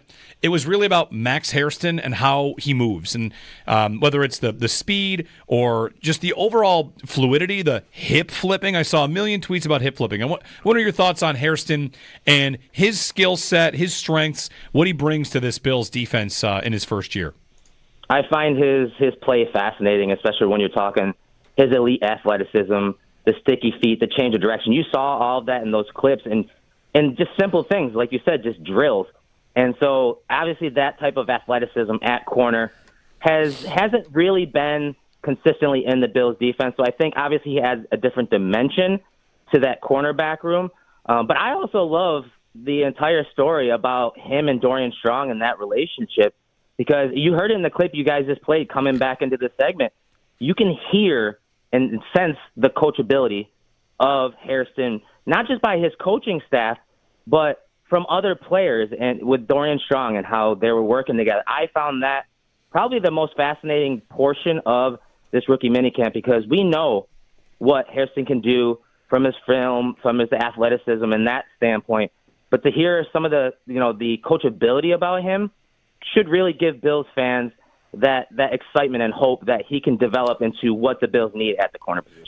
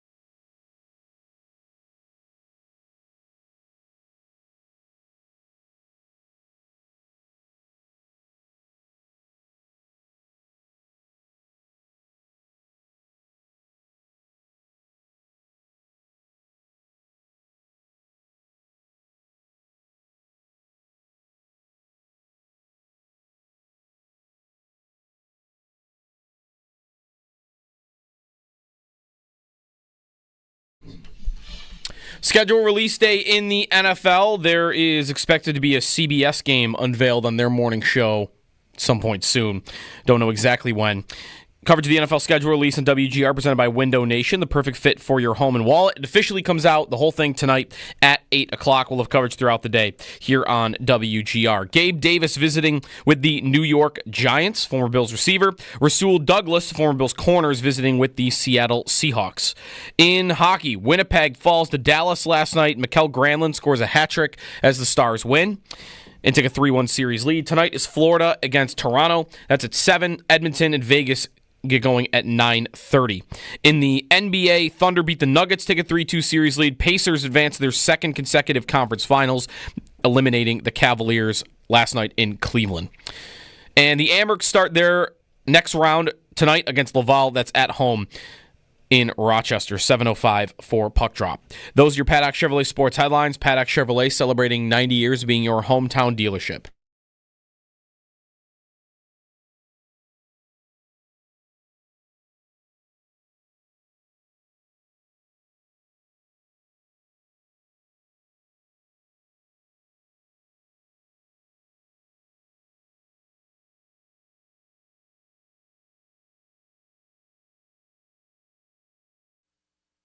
The Utah Jazz got the 5th pick last night.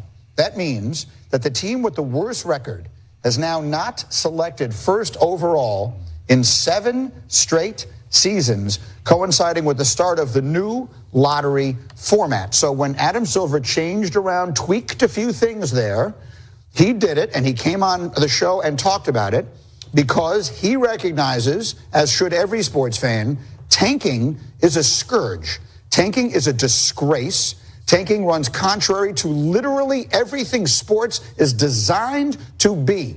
Incentivizing losing is the worst mistake any sport can possibly make, any sports league can make. And as a result, I think it is great news. People saying, oh, this isn't working because the worst teams aren't getting the pick. Shut up. That's exactly the wrong way to look at it. This way, win games. Go out there and win games and see what happens. And you know what should happen? The NFL should add this? Yes. Every sport should add this. Yes. The lottery is a brilliant idea, and I would absolutely be in favor of the NFL going to some sort of draft lottery so you stop with the tanking, which is the worst thing in sports. I'm reminded at the end of one of the Rocky movies where Rocky and Apollo are in the ring and put the mouth guard in and go, ding, ding, because, I'm ready for this conversation. Invite me to a tanking conversation. He's not exactly all wrong. It's Mike Greenberg on ESPN's Get Up. So the Mavericks won the lottery with a 1.8% chance. Yeah. The Islanders won the lottery with a 2% chance. It was similar. Here's what I would say about all that. You can think tanking is the worst thing ever, and I would agree that incentivizing losing is not ideal. However, teams are going to do it as long as it makes sense. The problem that the NBA has run into, and the NHL for that matter as well, they overdid it. They overcorrected. The NBA especially overcorrected everything. Some teams are just actually bad. Some teams know we are dead in the water. We have nowhere to go. We are craving stars. We need somebody. We need help. So let's trade some good players. We'll add draft capital. We'll take our medicine. We'll try to win games, but we'll be bad because we need to start this thing over again. And Mike Greenberg there dismisses any idea that lots of sports fans get on board with rebuilds because they love their team. And they like, all right, well, hey, we're the Saints. Derek Carr retired. Let's see how this season goes, see how the new coach looks, but next year we're going to get a quarterback. Yeah. And might want to trade up for one. You don't have to support the idea of actively tanking, but overdoing it where, hey, we were terrible and we picked 5th because of randomness. Right. What happened was randomness. What happened was the Mavericks didn't do something right, and randomness showed up. And in sports, randomness changes, especially in these scenarios, decades and decades of outcomes. So you don't want tanking? Great.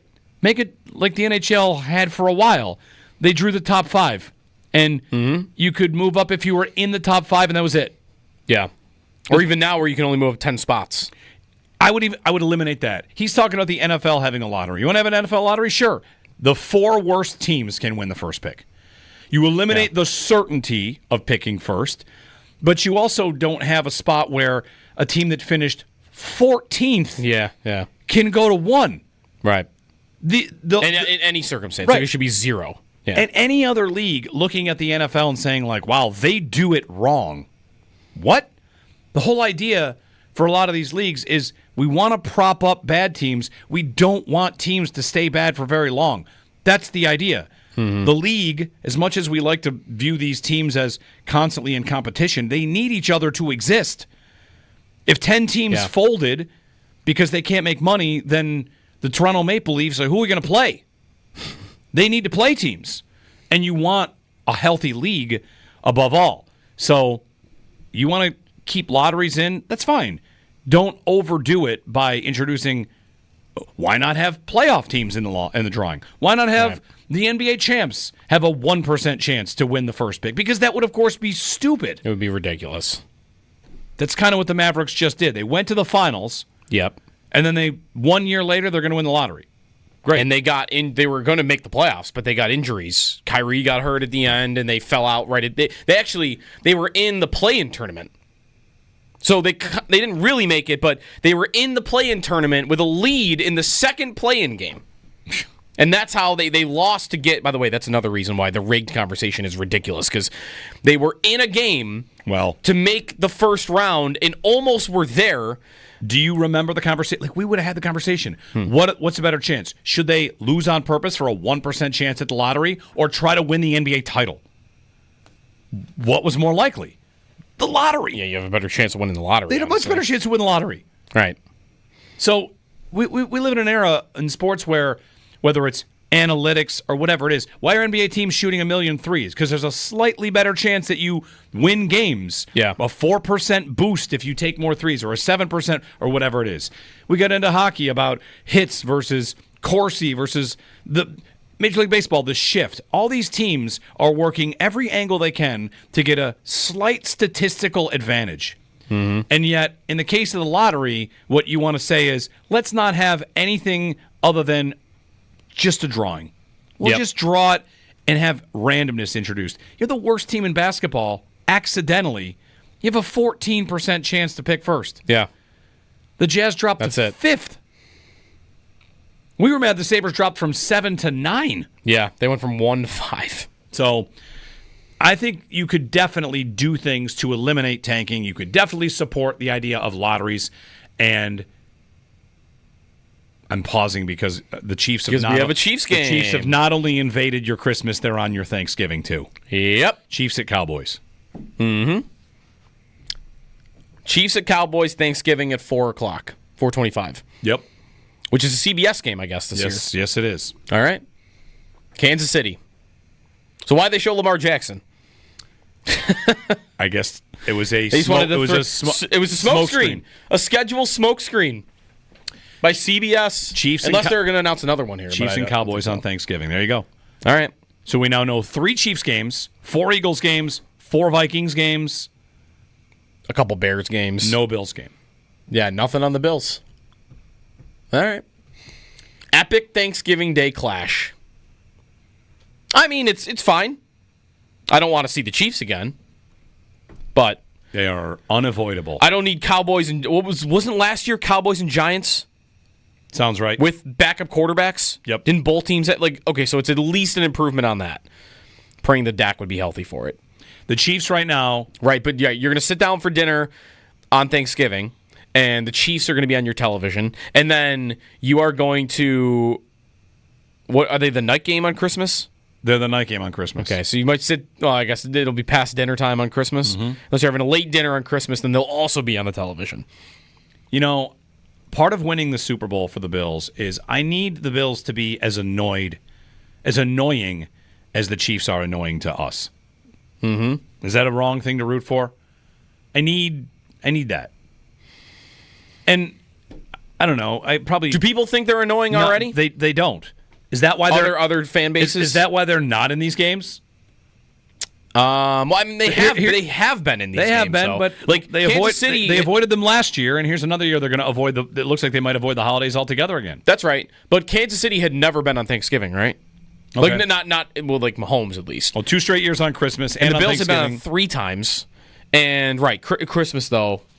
Now it becomes a little bit more even, at least for the holidays. Did you also see that there's going to be a full-on television series called The Kingdom that chronicles the Chiefs last year? I saw a tweet about that, and people quote tweeting it, and I just decided I'm not even going to. I don't even want to know what coming this is. This but fall, go ahead, tell me. An ESPN original, The Kingdom.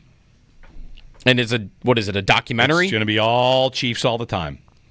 All Chiefs. But it's a documentary about the Chiefs, or is it like a Hard Knocks version? It's an ESPN original series. The Kingdom. They've got interviews from Mahomes. They've got video. It's got to be from last year, or probably about their attempt to go for a three-peat. Mm-hmm. All right. Yikes. NFL schedule release brought to you by Window Nation, the perfect fit for your home and wallet. Chiefs at Cowboys on Thanksgiving.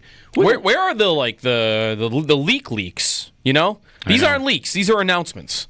Where are the leaks? There aren't that many. They are nowhere. I've got one Thursday night Charger Viking game in the middle of the year that qualifies as a leak, and not even on other teams, you're not really seeing them happen. I don't think the Lions. So I bet the Lions are going to get for Thanksgiving. Let's just kind of guess here. Yeah, Chicago, Green Bay, Minnesota, all possible on Thanksgiving for sure. Pittsburgh, possible, and that's it. That would make sense for Tampa. I guess could also happen too. No, because Tampa's playing Thanksgiving night. That's right. Okay. Yeah. So if it's one of those three, Chicago, Green Bay, Minnesota, you're looking at let's say, Lions, Packers, yep, Chiefs, Cowboys, Bucks, Rams. That is a good slate. That is a really good slate. That's a very good slate. Yep. All right. Netflix is up soon for another set of announcements. We'll be watching Twitter because that's where they're going to announce it. 803-0550, 1-888-550-2550. I'm looking right now at the graph that one of these scheduling accounts does, and if you look down the line, down the column of each team, there are only 5 teams where there's absolutely nothing in there. A couple of them have we know they're on the road this week, or we know they're at home this week. Or that would be road mostly. The Bills are one of 5 teams where there's just nothing. Not a single thing. It's just an empty column. This is probably an old wound. I'm having are we sure the Bills are in the league? Flashbacks. Yeah. We know they are. Of course, it's ridiculous, but remember when we would just say, oh, here comes the whole slate of Sunday 1 o'clocks? Yep. That is not what's going to happen this year, but we do not have a game yet. And I guess we might not until probably. There's no way we're waiting till 8 o'clock. There's no way. That's right. There's going to be leaks that come. We'll get that Sunday night opener at some point. 803-0550, 1-888-550-2550. Joe Marino, Locked On Bills podcast coming up top of the hour. Schedule, wish list, among other things.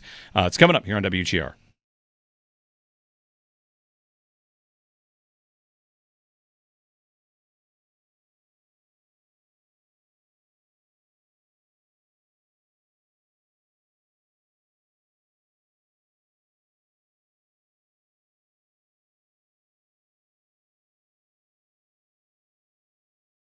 We've got some schedule stuff.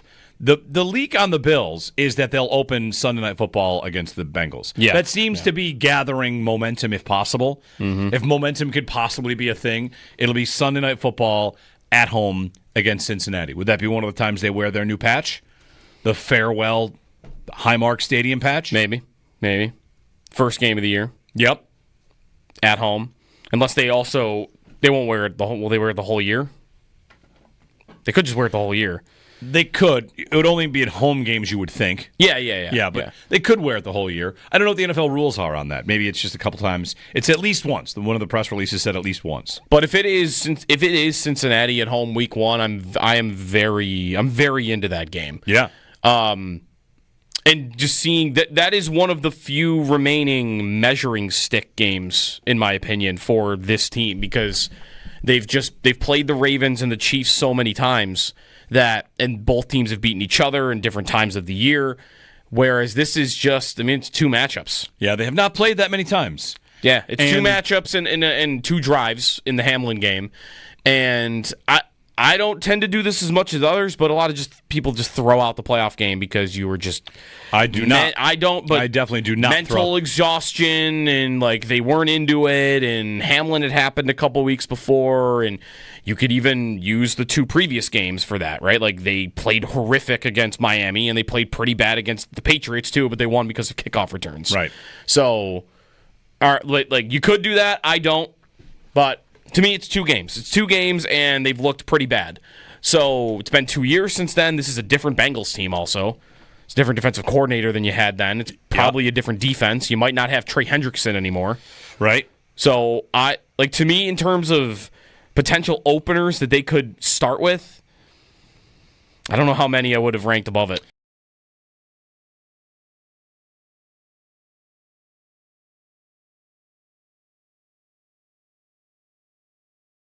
They could definitely afford Trey Hendrickson, and it's not going well there. Hendrickson, another player that we spent a good amount of time talking about this offseason. Could the Bills wrench him away from Cincinnati?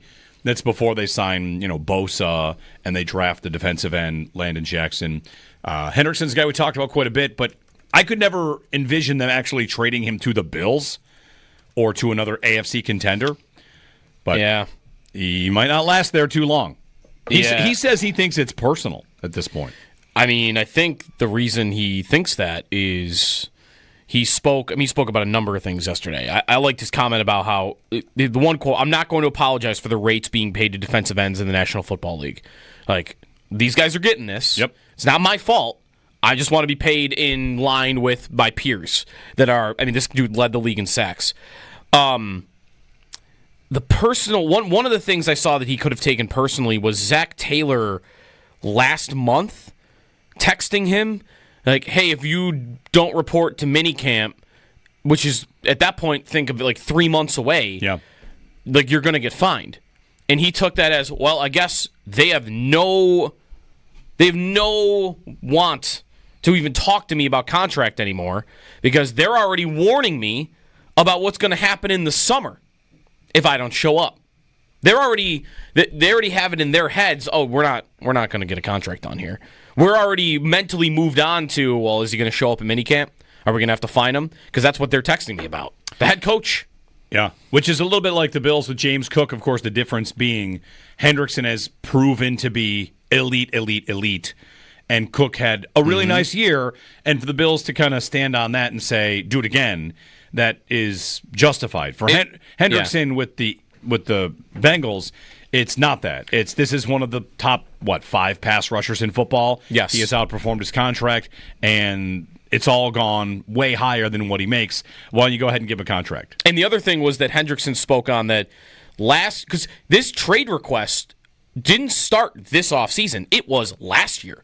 Before last season, Hendrickson requested a trade, and what he spoke about yesterday, that there was a promise basically made to him, like, come in, be at camp, play the season on your current deal, and if you play well and you earn it, then we'll talk. Yep. And then he went out and led the league in sacks. And they want him to do it again without talking about without doing a new contract. If the Bengals, so he probably feels betrayed, like, you lied to me.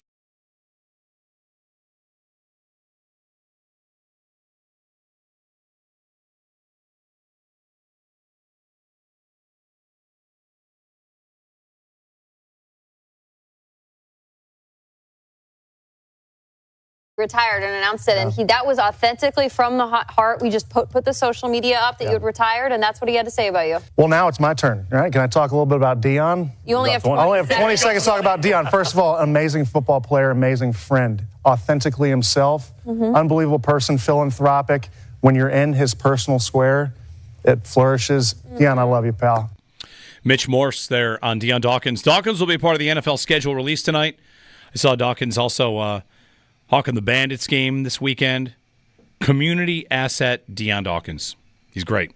And that's Mitch Morse on Dawkins. 803-0550, schedule release day in the NFL. We have another Chiefs game. Many Bills fans may tweet now some version of Patrick Mahomes is now going to annoy me on both Thanksgiving and Christmas, which is to be expected. Chiefs at Cowboys on Thanksgiving. Chiefs hosting the Broncos Christmas night. Schedule release coverage is brought to you by Window Nation, the perfect fit for your home and wallet. Dan in Texas is up. Hey, Dan, good morning. Hey, good morning, guys.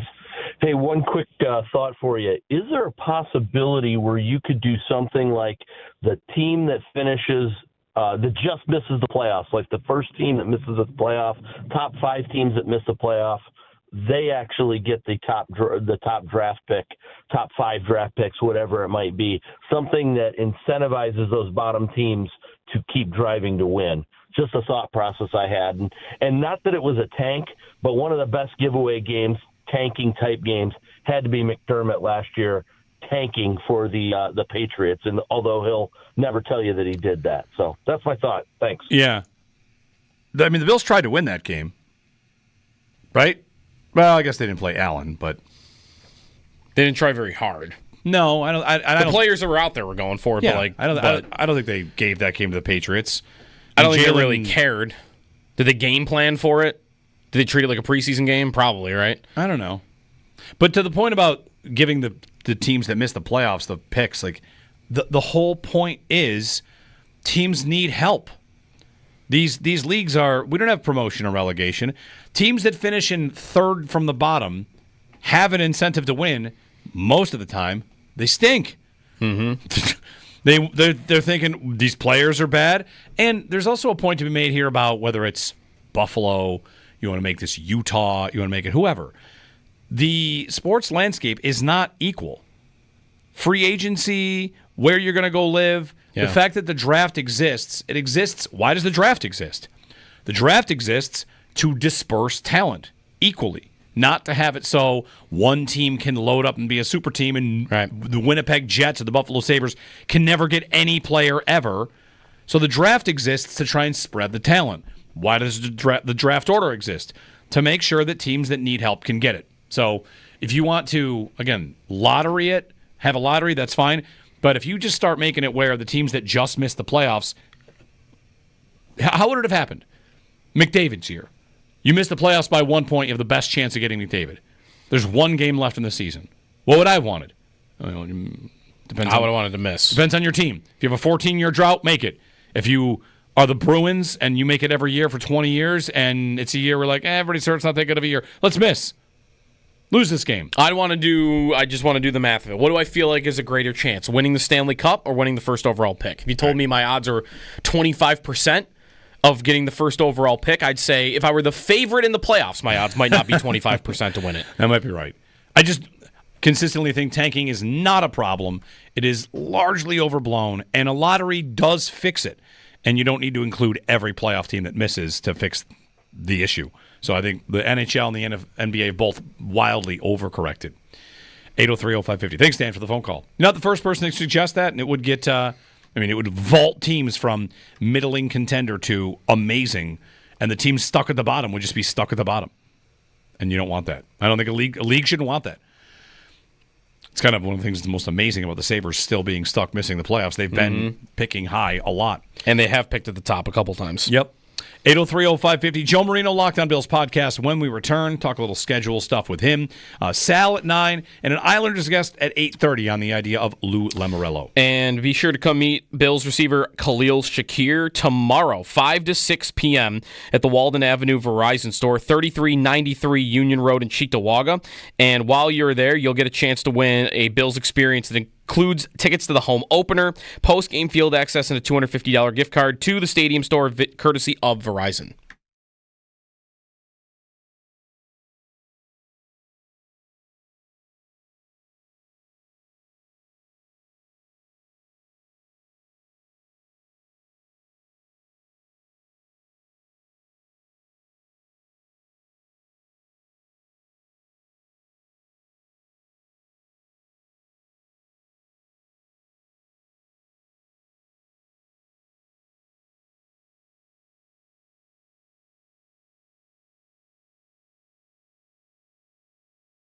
So, Eric, it's one thing we see a little bit of these guys working out with the Bills and, getting their ultimate evaluations, how it was the first week.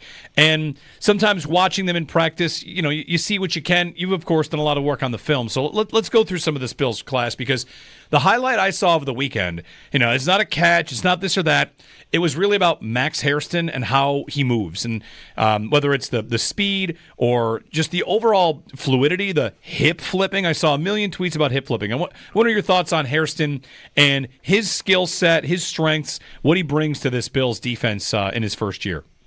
I find his play fascinating, especially when you're talking his elite athleticism, the sticky feet, the change of direction. You saw all of that in those clips, and just simple things, like you said, just drills. And so, obviously, that type of athleticism at corner hasn't really been consistently in the Bills' defense. So I think, obviously, he adds a different dimension to that cornerback room. But I also love the entire story about him and Dorian Strong and that relationship, because you heard it in the clip you guys just played coming back into this segment. You can hear and sense the coachability of Hairston, not just by his coaching staff, but from other players, and with Dorian Strong and how they were working together. I found that probably the most fascinating portion of this rookie minicamp, because we know what Hairston can do from his film, from his athleticism and that standpoint. But to hear some of the, the coachability about him, should really give Bills fans that excitement and hope that he can develop into what the Bills need at the corner position.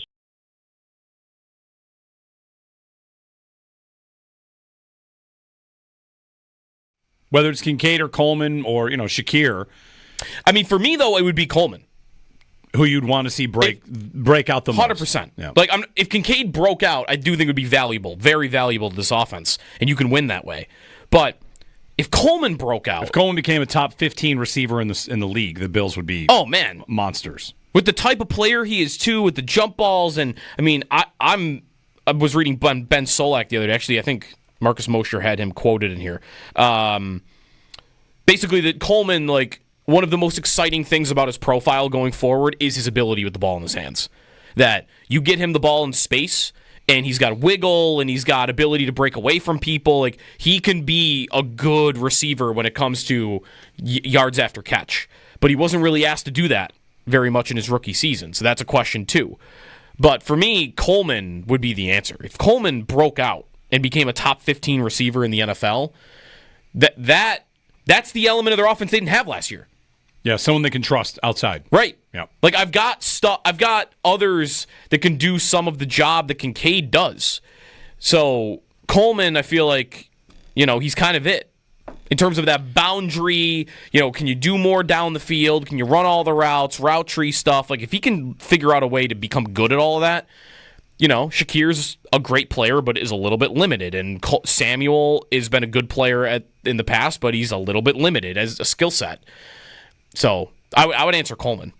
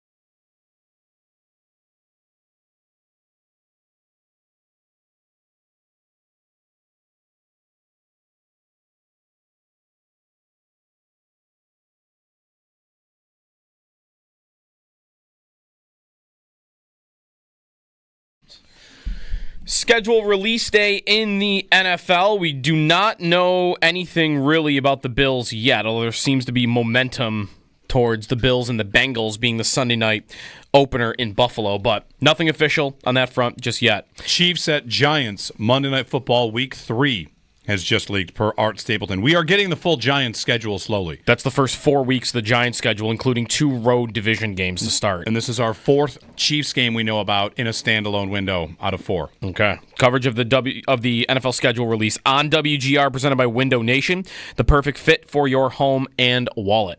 One of those Chiefs games that we learned about last hour, they will be at the Cowboys on Thanksgiving at 4:25. That'll be a CBS game.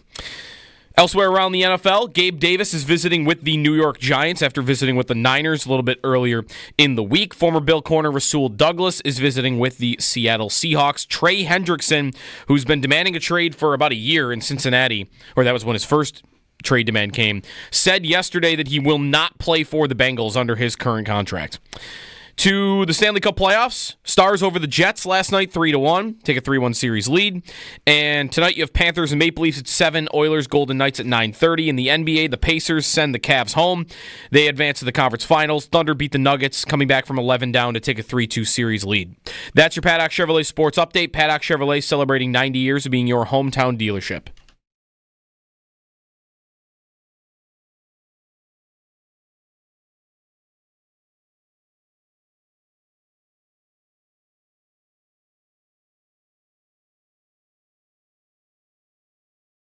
A little bit transpired between me and Zach. We've tried to keep it as least amount personal as possible, but at some point in this process, it becomes personal.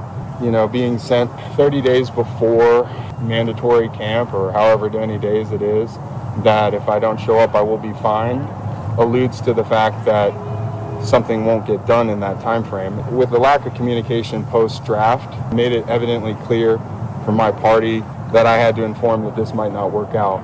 And that's unfortunate. Bengals defensive end Trey Hendrickson. Ugly situation there in Cincinnati. We'll see if that ultimately resolves itself. To add to that Gabe Davis piece of the update, by the way, Jordan Renan just tweeted that momentum is building for a reunion with Brian Daboll and Joe Shane. Makes sense. With Davis in New York. 803-0550. Jeremy and Joe. On Wednesdays, we chat with Joe Marino, Locked on Bills podcast, and everywhere you see Joe, Locked on NFL Scouting, Bills Squad with me and Jerry Ostrowski as well. Mr. Marino, good morning. Good morning, guys. Schedule release day is finally here. We don't have to speculate anymore. Well, Monday Night Football between the Chiefs and Giants, anticipating Gabe Davis against the Chiefs again, obviously. That's going to be the gift there. Joe, instant reaction to Gabe to the Giants. There are some Bills fans that did want this reunion for the Bills. There are plenty that did not. The Giants would seem to make total sense. A reunion there and a wide receiver room that probably needs a little bit of a addition on the outside. Yeah, I think it makes a lot of sense for both parties. First of all, the Giants, they need some help at wide receiver. They need that skill set as well. You know, look at their receivers. It's Malik Neighbors, Darius Slayton, Wan'Dale Robinson. That's your top three.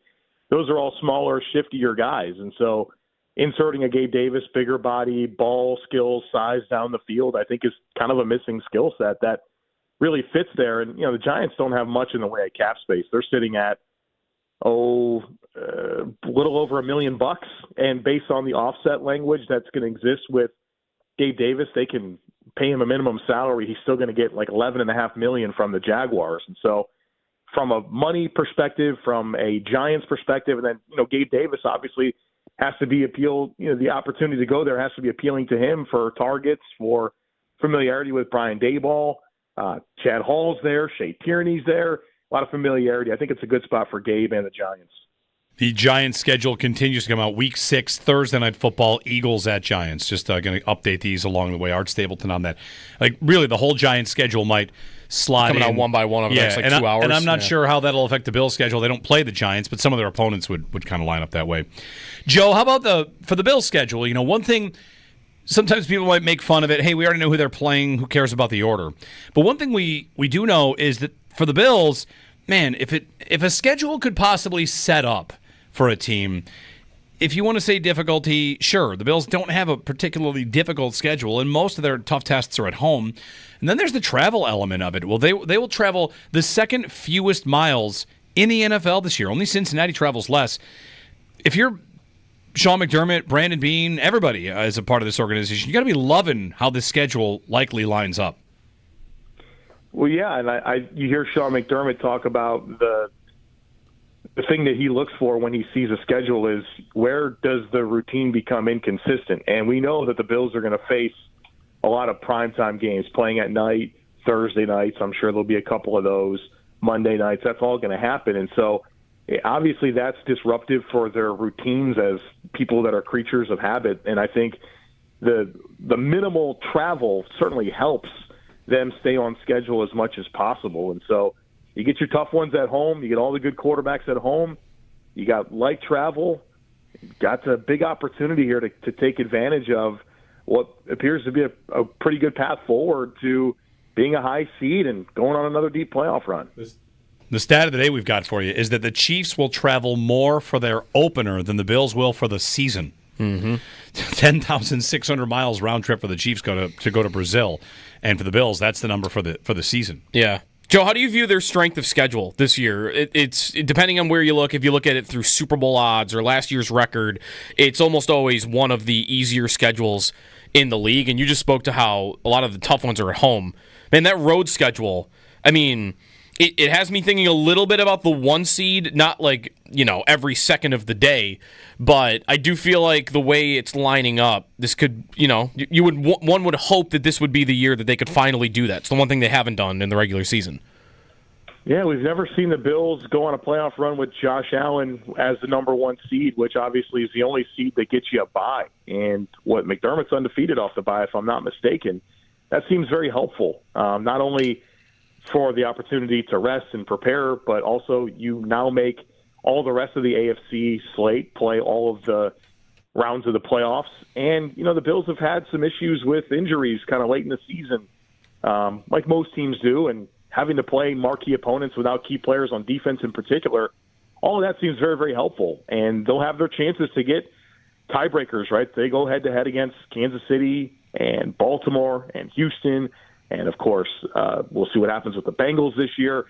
So it's all right there. They'll have the opportunity to claim it. They'll have to win games, not have the hiccups. Right, a couple of years ago, they had some disappointing losses to marginal teams with bad quarterbacks. So hopefully it all can come together for the Bills, give them a great path to be the 1 seed, go all the way, and close out Highmark Stadium with maybe the AFC Championship game. Yeah, there's the Highmark final season element to it. The other one unique element to the roster construction and the schedule, Joe, would be the pair of 6-game suspensions for Michael Hoyt and Larry Ogunjobi, and we'll get a good third of the season where we watch the Bills play without them. I know some Bills fans might be looking for hopefully some lighter opponents in those spots. How do you anticipate they might juggle that with Hoyt and Ogunjobi missing that time?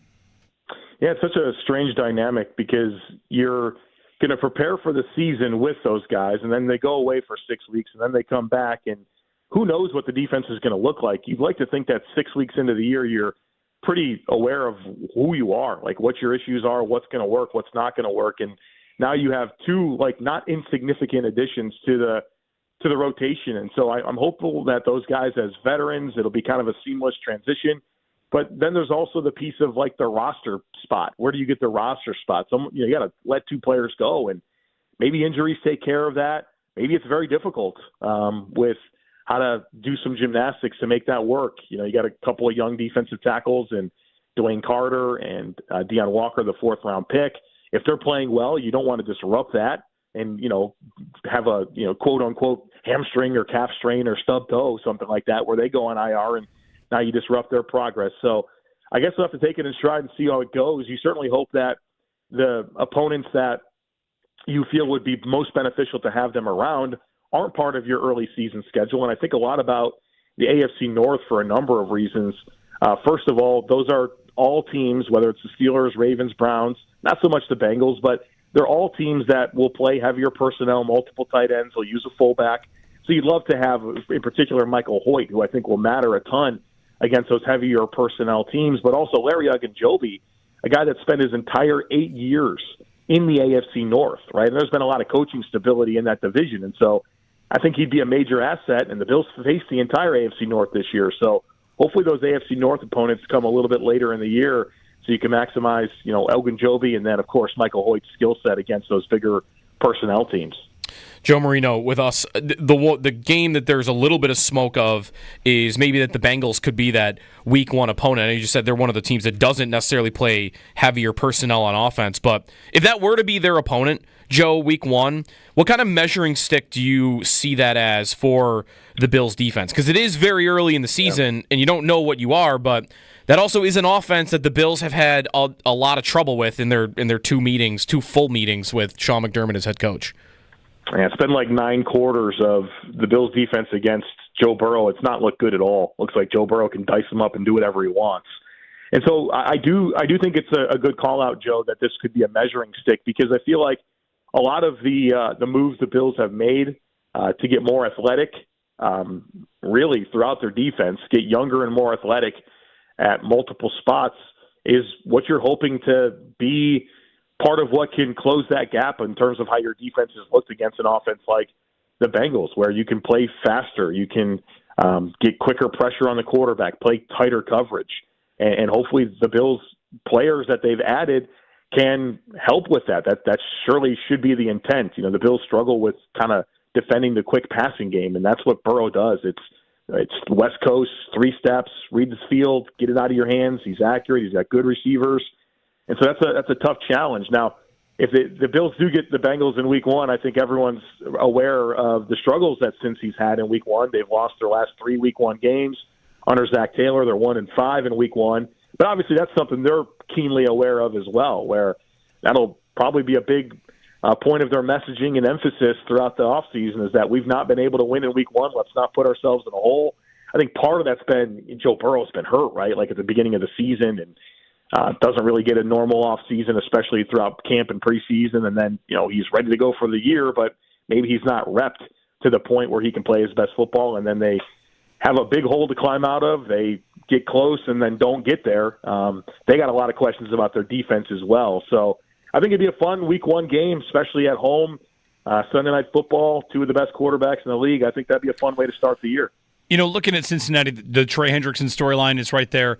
Joe, do you look at last year for them as, they had a bad month, and had they made the playoffs, would their story be different? They didn't miss by much, and we had been charting that. If they make the playoffs, do they maybe, not without saying like they beat the Bills, but do they win a game? Do they maybe raise some trouble, even though their defense was such a mess? Yeah, I remember thinking to myself, I hope the Bengals don't get in because I don't want to play them. They're just going to be able to score. And obviously defensively they were a mess, and I'm not sure they're in any better shape. They switch out their coordinator, and I would not argue that their personnel is any better, especially if they can't get things figured out with Hendrickson, who's absolutely their best defensive player, one of the best defensive players in the league. I think that's fair. They close out what they win 5 in a row. And if they were to go into the postseason, the narrative would have been, they scratched and clawed and figured it out, and they're a resilient team, and the hype train would be off the charts for this year. But they stalled out. They go 9-8. They missed the playoffs 2 years in a row, and now the questions intensified. So they're a good example of how the margins can be so slim in the NFL. But they earned that. I mean, they had 2 different stretches where they dropped 4 out of 5 games. Yeah, you just can't do that in the NFL where every game counts. It's only 17 of them. You can't have 2 stretches like that and expect to get out of it, especially in a conference like the AFC where there's so many good quarterbacks. And it's funny, like the Bengals defense catches a lot of flack, and we might see Bills-Bengals week 1. We might. Is it Burrow that really is the slow starter? He had a 5-interception game against the Steelers. They lost a game to the Jacoby Brissett Patriots. They scored 3 against Cleveland 2 years ago. You feel like that shouldn't happen to a Joe Burrow offense. Yeah, I agree. He's had just injuries, right? The calf, didn't he have some type of medical deal? Mm-hmm. And I think that takes away from his ability to execute early in the season. But when the switch flips for Joe Burrow, I think he executes the passing game at the highest level of any quarterback in the league in terms of executing a passing offense. So, it's just a matter of when he hits his stride, and then, the guy plays at such a high level, but he's not been positioned well to play his best football earlier in the year, And they've started really poorly the last several years. To your point, that 23 season where they scored 3 points in the opener against Cleveland, he had 82 yards passing in that game. But Joe, to your point, he had that was the year he had the calf strain and missed like all of training camp. So he might have been 1 week of practice, honestly, before he even got in there. So, one quick schedule note: Lions-Packers Week 1, 4:25. This, to me, is the first maybe look at how we can start to look at the Bills. They're not playing at 4:25 Week 1. It's either Sunday 1 or prime time, right? 4:25 Lions-Packers on Fox. Like it's a huge window game. The Bills are not competing with Lions-Packers in Week 1. I think that pushes the Bills to Sunday Night Football meter higher because I want to knock out the 4 o'clock spot on Sunday Week 1. So something to consider. Joe, rookie camp. We just wrapped that up. What'd you see? Would you read about, hear about, see from whether it's Max Harrison or any of the other guys to come out of rookie camp that leaves you with an impression of the Bills rookie class? Sounds like the big emphasis has been Jackson Hawes, the blocking tight end that's out there catching all these passes, which is a nice wrinkle. You certainly didn't watch him at Georgia Tech and think impact coming as a receiver, kind of a baseline skill set, dump and run type tight end, find space in zones. But, if there's a receiving profile there, that gets pretty exciting. Obviously, there's so much to play out, but that's certainly a fun storyline to come out. Good to hear about Dorian Strong, the Bills 6th-round pick out of Virginia Tech at corner. Highly experienced player, almost 3,000 snaps of defense at Virginia Tech. You could tell that probably helped him quite a bit stepping in and looking comfortable by reports. And then sounds like Maxwell Harrison, obviously the movement skills certainly pop. You can see the video coming out, realize that guy moves differently than anyone else. But, maybe his head's spinning a little bit, trying to get comfortable with the technique. And, I'm sure there's a lot that goes into being a top pick. And when you're at rookie camp, you're supposed to be the guy, right? And so, looks like he's got to obviously get a little bit more comfort. But, It'll come, right? It's OTAs will be fired up here in a couple weeks, and we'll get more and more of a feel for where these guys are lining up, what opportunities are going to be there, and obviously really good competition throughout this roster, particularly in the defensive backfield. So should be exciting to see how it plays out, and if these young guys can make some noise and maybe bump some of these veterans off the roster. Two guys you've had a chance to go through the tape of, the available, by the way, on Joe's Substack for this. The final 2 draft picks for the Bills, Chase Lunt, the offensive lineman from UConn, and then Caden Prather, the receiver, who we've mentioned here and there, the 7th-round pick. Would you see cliff notes on both of them? And then on Prather, I don't think this would really be, much of a take, but his path to making the roster, I would assume, would be he's got to show that he could play on special teams. Yeah, I think that's going to be important. For Chase Lunt, it's the movement skills. The guy really is a fluid mover that excels getting out in space, the zone blocking, has the foot speed to frame these pass rushers and stay square. You can just tell he just doesn't have much length, and that's going to be tricky for him. He really wants to be early with his hands, and sometimes when you try to be early with your hands, you get overextended. And he doesn't have much wingspan to begin with, and so it's not a good spot to play from a recovery position. So I'm real fascinated to see where that goes because I'm not sure he has the length to play outside.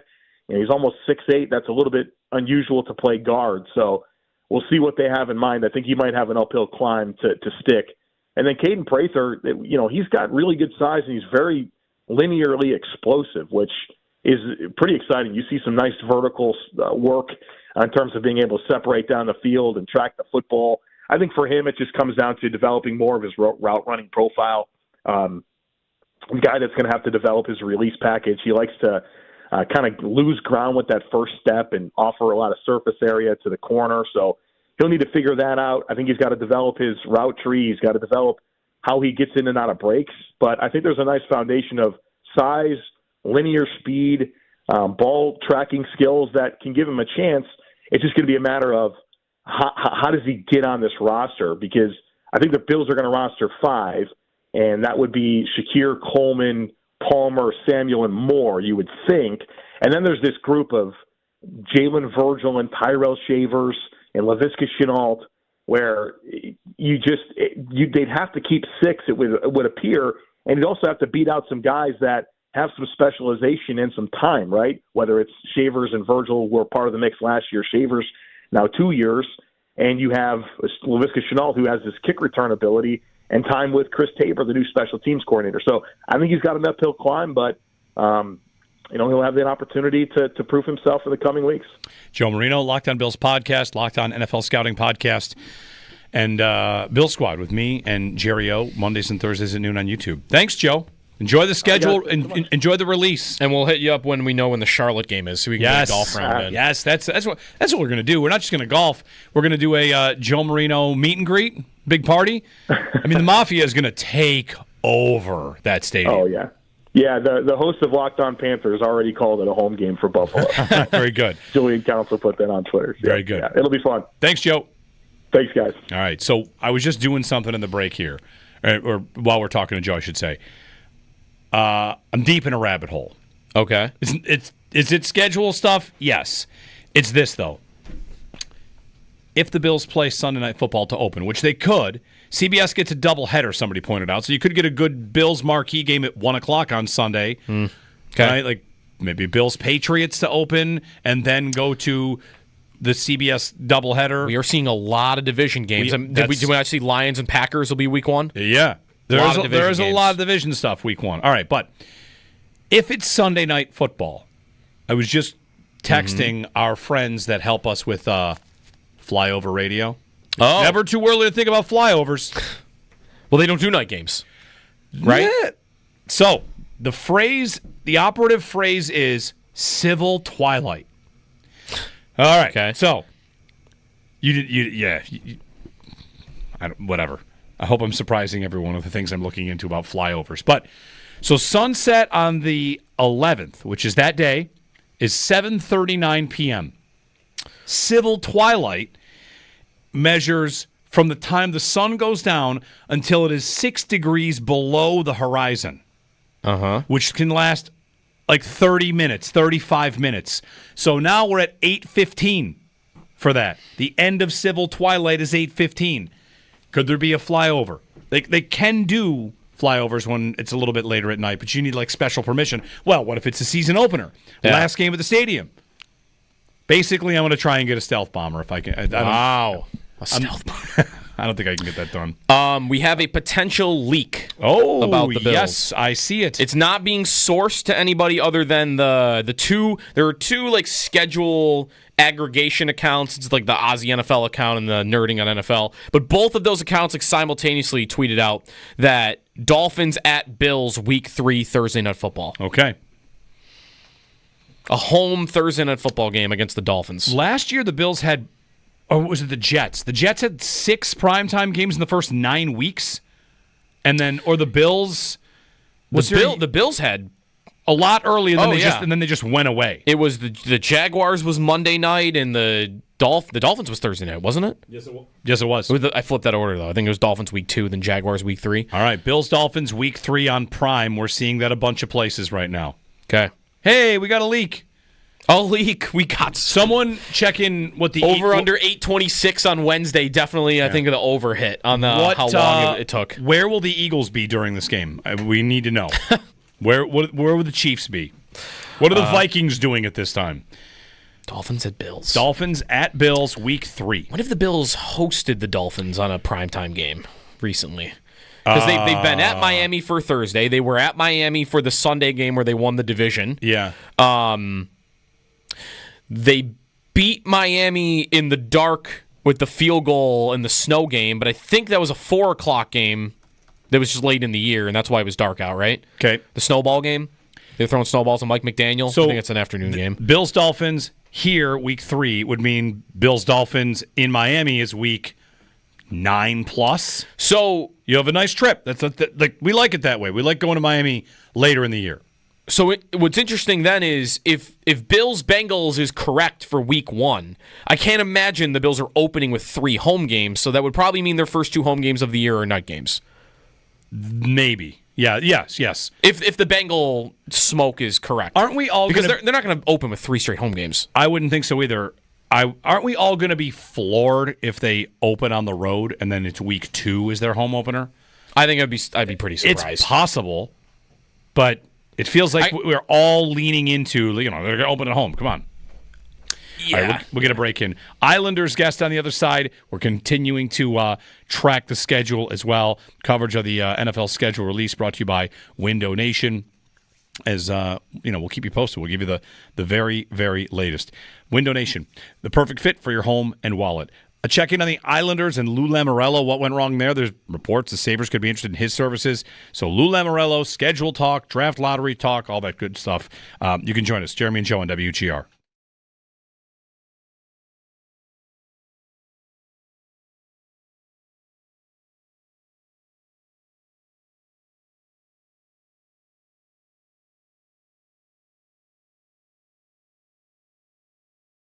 Mavericks won the lottery with a 1.8% chance. Yeah. The Islanders won the lottery with a 2% chance. It was similar.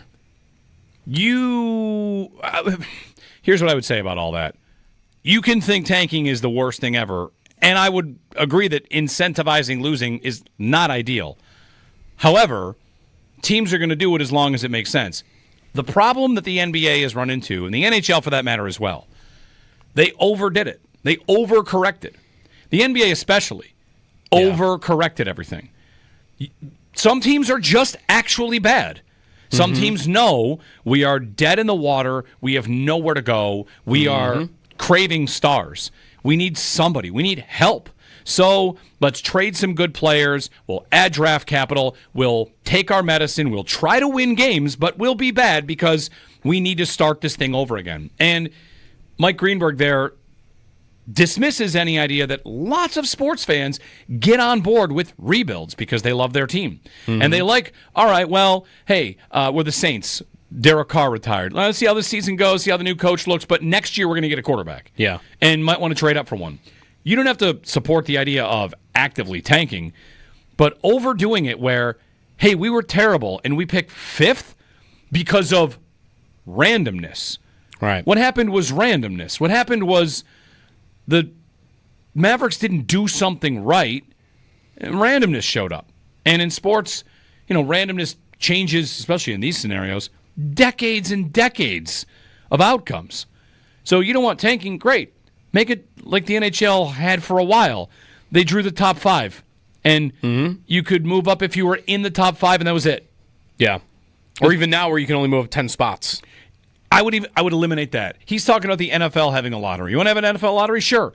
The 4 worst teams can win the first pick. You eliminate the certainty of picking first, but you also don't have a spot where a team that finished 14th can go to 1. Right. In any circumstance. Right. It should be 0.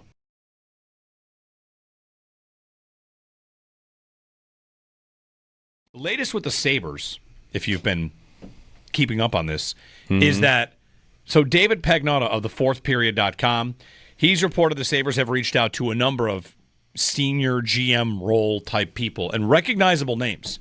Yeah. He reports, whether you want to believe it or not, the Sabres have reached out to Ken Holland, Lou Lamoriello, and was there one other name in here that I'm missing? There was another name, but in a different, not like on that vibe of the Rick Dudley? old school GM. No, there was the Oposo part of it.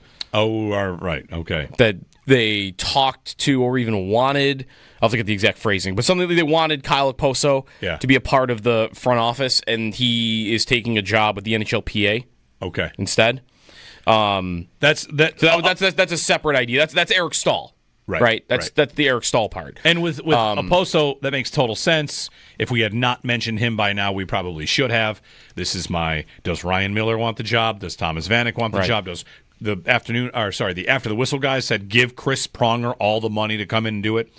And what David Pagnotta from the Fourth Period cites and is clear to think about in this moment for the Sabres trying to hire someone in a advisory role is you're reaching out to people that run franchises to see if they want to put their name on something that they might not be running.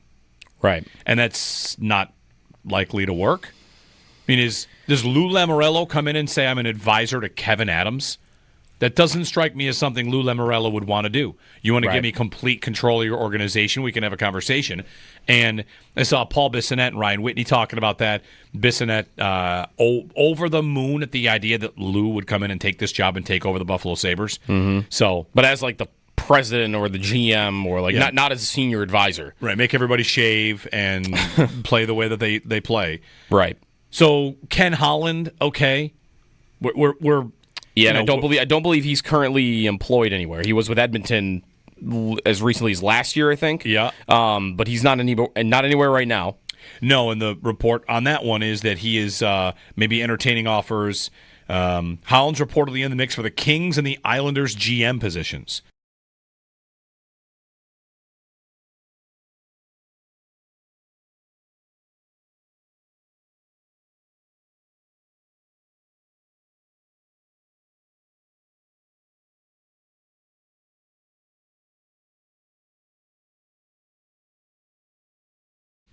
Schedule release day in the NFL. We have one leak on the Bills so far. A couple social media tweets about the Bills and the Dolphins playing in Buffalo Thursday Night Football in Week 3. That's the first one we got so far on the Bills. Coverage of the NFL schedule released on WGR, presented by Window Nation. The perfect fit for your home and wallet. 8 o'clock tonight for the whole thing getting officially dropped, but we'll see if we can piece it together before then. The other one from this morning that isn't Bills related, Chiefs and Cowboys in Dallas on Thanksgiving will be the 4:25 CBS game. There's a lot of other ones. The Giants have a lot of games out and plenty of others. Elsewhere around the NFL, Gabe Davis is visiting with the New York Giants. He visited with the 49ers earlier in the week. In the Stanley Cup playoffs, Dallas winning over Winnipeg last night by a 3-1 score. Tonight, Panthers Maple Leafs at 7, Oilers and Golden Knights at 9:30. And in the NBA, Pacers beat the Cavs to advance to the Eastern Conference Finals. Thunder beat the Nuggets to go up 3-2 in that series. Those are your Paddock Chevrolet sports headlines. Paddock Chevrolet, celebrating 90 years of being your hometown dealership.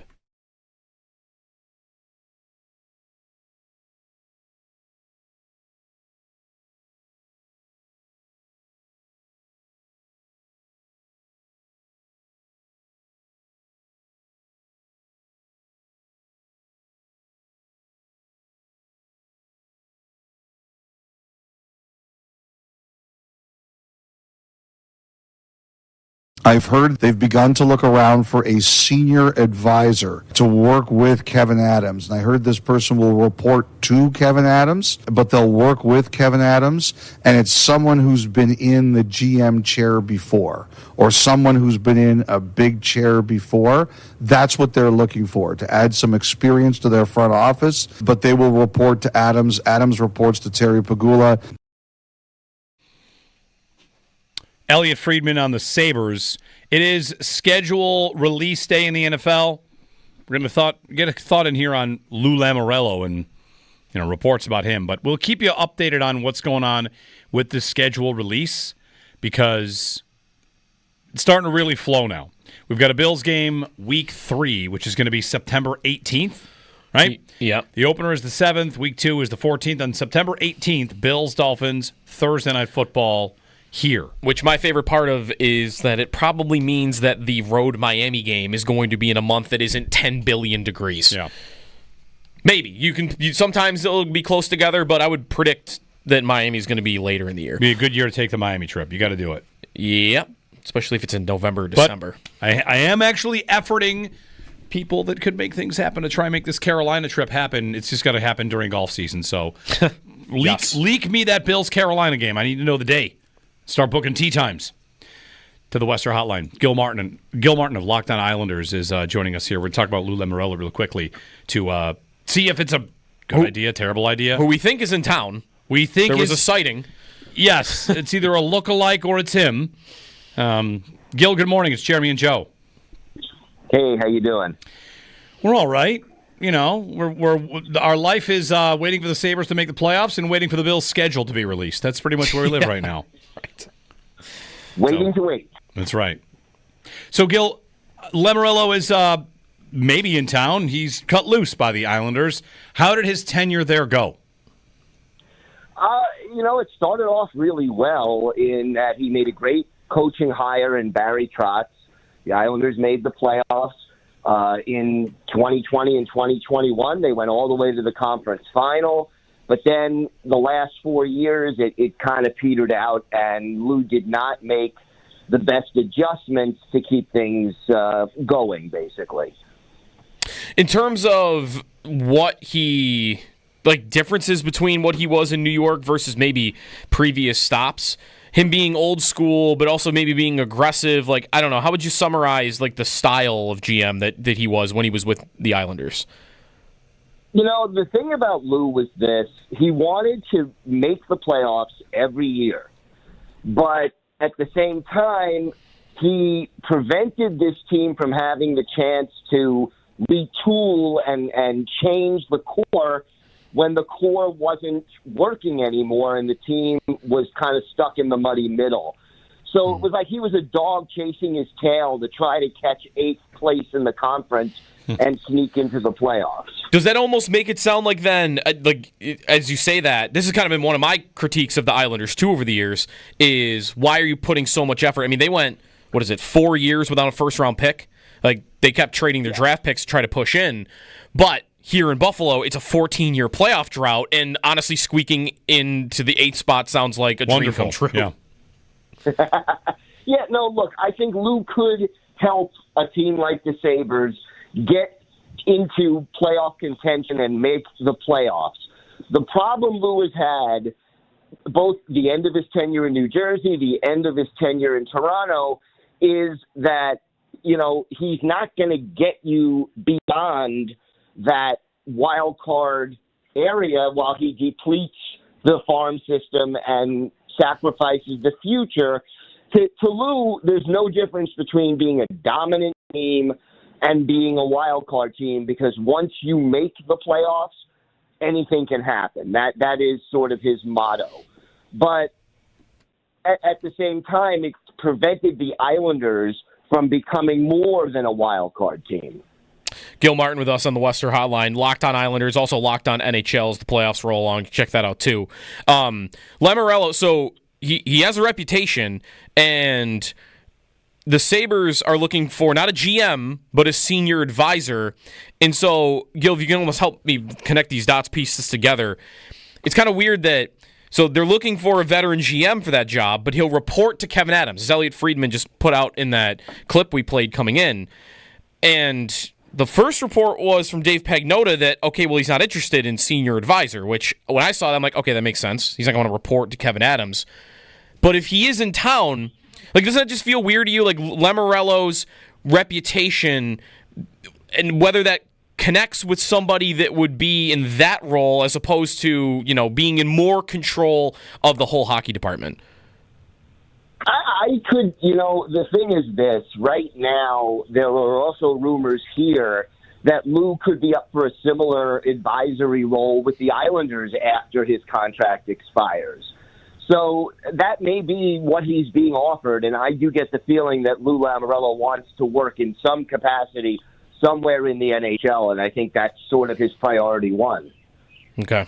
Gil Martin, locked on Isles on the tenure of Lou Lamoriello. Who's the first pick going to be? You know, it's hard to say when you don't know who the GM is yet, but Right. I think that Matthew Schaefer is the favorite at this point. All right. Thanks, Gil. Hey, thank you. All right. Keep updated on the Sabres' pursuit here. Have a couple pieces. The Amerks play today, by the way. Amerks in Montreal. Laval. So Laval. Laval's basically in Montreal. Right, though. right. It's like the Orchard. It'd be like calling the Bills the Orchard Park Bills. Yeah, the Amerks have game 1 tonight. And just one thing, I looked at last year's schedule for just, again, we have the Bills, Dolphins, week 3 primetime. And yep. What does that mean for the likelihood of week 1 being home primetime? Last year, the Bills had 3 consecutive primetime games and 4 out of 5 to start the season. Not all at home. Yeah. But yeah, they opened Sunday at 1 o'clock, and then they went 8:15, 7:30, 8:20, 1 o'clock, 8:15. 4 out of 5. Okay. So, to me, 2 out of 3 is not unheard of at all. You know, could they be Sunday 1 o'clock? Sure. CBS is probably going to go either the Ravens or the Bills at 1 o'clock and 8:20. Right? Mm-hmm. One of those teams will be on CBS for the doubleheader. One of those teams will be on NBC Unless, of course, that it is the Bills and the Ravens, in which case they'll both be in one of those spots. But I just don't think Bills-Ravens is the opener you want. And there's a couple of Bills beat guys, including Sal, who have pointed out that there might be there's a road Thursday night game later in the season. Yeah, Sal says Houston, maybe. Maybe Houston, yeah. Okay. Bills at Texans Thursday night. That seems... 2 Thursday night games in a year? Did they do that last year? No, they didn't. Last year, I have last year's schedule right here. Last year, boy. Did they play it all on Thursday last year? Yeah, Miami. They played Miami, right. Last year it was 2 Mondays, 2 Sundays, 1 Thursday. Okay. 803-0550. Lee in Buffalo. Hey, Lee, good morning. Good morning. How you guys doing? We're good. Good.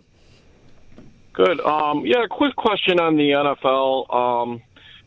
Going like what the NHL and obviously like what happened the other night with the NBA, the 1.5% chance you get the number 1 overall pick.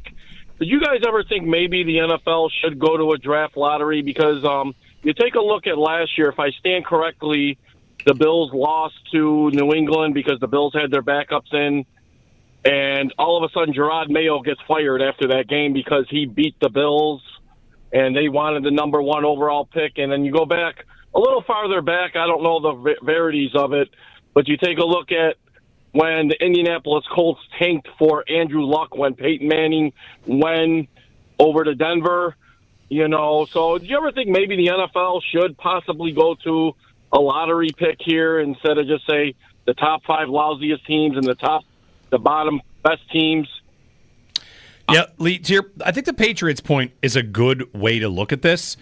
I don't want them to institute an NBA or NHL-style lottery, but if you said the top 3 or the top 4 have a 25% chance each, then you would make it so New England in that game would not be mad that they won because they dropped as many spots as they did. They would be fine with it. And I don't think Mayo got fired because he won that game. I think he got fired because he lost a lot of other games and because Mike Vrabel was out there to be had. Yeah. I also don't think the NFL has these long story tank seasons like other sports just because of the nature of how many games there are, right? Like, if you get a team tanking in the NFL, is it the last 2-3 games of the year? Whereas, like, when the 76ers did it, it was like a 3-year experiment, right? And teams like that will do it for months at a time because you have an 82-game schedule, and it's constantly being thrown in your face. So, like, what's the tank story in the NFL? I've got the Sixers in basketball. You can go to point to the Sabres in hockey or the Leafs even the year after. What's that in the NFL? Remember when Greg Williams called an all-out blitz against the Raiders? Remember, like in a Hail Mary? Cover 0, yeah. Cost him Trevor Lawrence. He got fired, by the way, right after that. So there's that. Is there another one? Like a team doing a full season tank in the NFL? Like, I just don't think it's as big of a story in that league. Yeah, I would agree. And you also kind of don't know who's coming out. In the NBA and the NHL, it's much more predictable who's going to be out, especially with NIL and college football. Guys don't have to come out. You'll make more money in college for some players. 803-0550. Like, will Arch Manning make more at Texas than he will in the NFL in his final year there? It's very possible. Maybe it's not very possible. It's possible.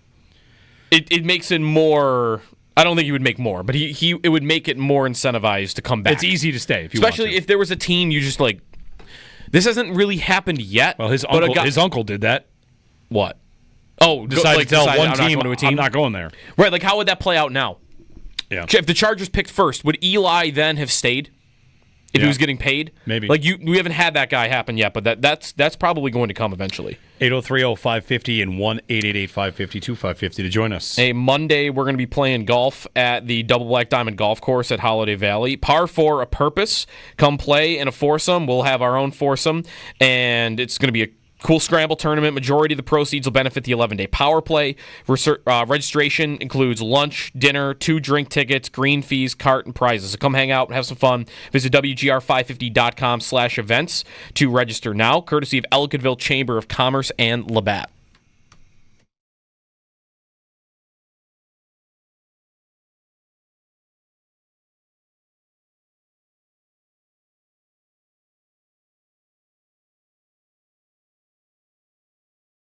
Latest with the Sabres, if you've been keeping up on this, is that so David Pagnotta of the fourthperiod.com, he's reported the Sabres have reached out to a number of senior GM role type people and recognizable names. Yeah. He says, he reports, whether you want to believe it or not, the Sabres have reached out to Ken Holland, Lou Lamoriello, and was there one other name in here that I'm missing? There was another name, but in a different, not like on that vibe of the Rick Dudley? old school GM. No, there was the Oposo part of it. Oh, right. Okay. That they talked to or even wanted, I'll look at the exact phrasing, but something that they wanted Kyle Oposo to be a part of the front office, and he is taking a job with the NHLPA instead. That's a separate idea. That's Eric Stahl. Right. That's the Eric Stahl part. And with Oposo, that makes total sense. If we had not mentioned him by now, we probably should have. This is does Ryan Miller want the job? Does Thomas Vanek want the job? Does the After the Whistle guys said give Chris Pronger all the money to come in and do it? And what David Pagnotta from the Fourth Period cites and is clear to think about in this moment for the Sabres trying to hire someone in a advisory role is you're reaching out to people that run franchises to see if they want to put their name on something that they might not be running. Right. And that's not likely to work. I mean, does Lou Lamoriello come in and say, I'm an advisor to Kevin Adams? That doesn't strike me as something Lou Lamoriello would want to do. You want to give me complete control of your organization, we can have a conversation. And I saw Paul Bissonnette and Ryan Whitney talking about that. Bissonnette over the moon at the idea that Lou would come in and take this job and take over the Buffalo Sabres. So, but as like the president or the GM or like not as a senior advisor. Right, make everybody shave and play the way that they play. Right. So Ken Holland, okay. We're yeah, and I don't believe he's currently employed anywhere. He was with Edmonton as recently as last year, I think. Yeah. But he's not anywhere right now. No, and the report on that one is that he is maybe entertaining offers. Holland's reportedly in the mix for the Kings and the Islanders GM positions. Someone explain to me how it makes any sense for a network to be like, hey, here's our big announcement. We got 2 games in December. Because that's what Fox did. Week 13? Week 13 doubleheader on Fox. Great.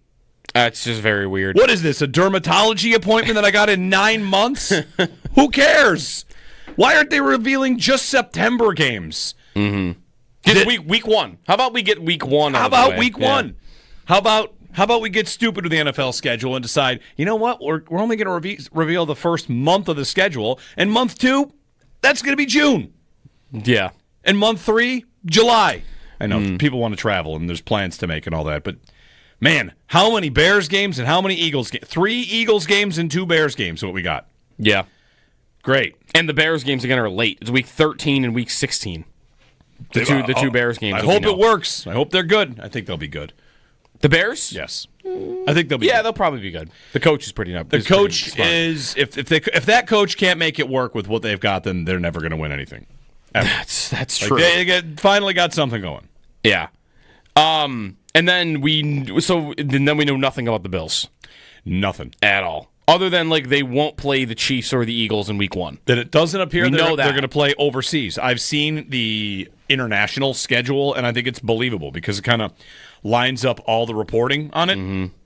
So I think they're not on. Well, they're not. We know they're not Christmas night or Black Friday, and they're not going to go international.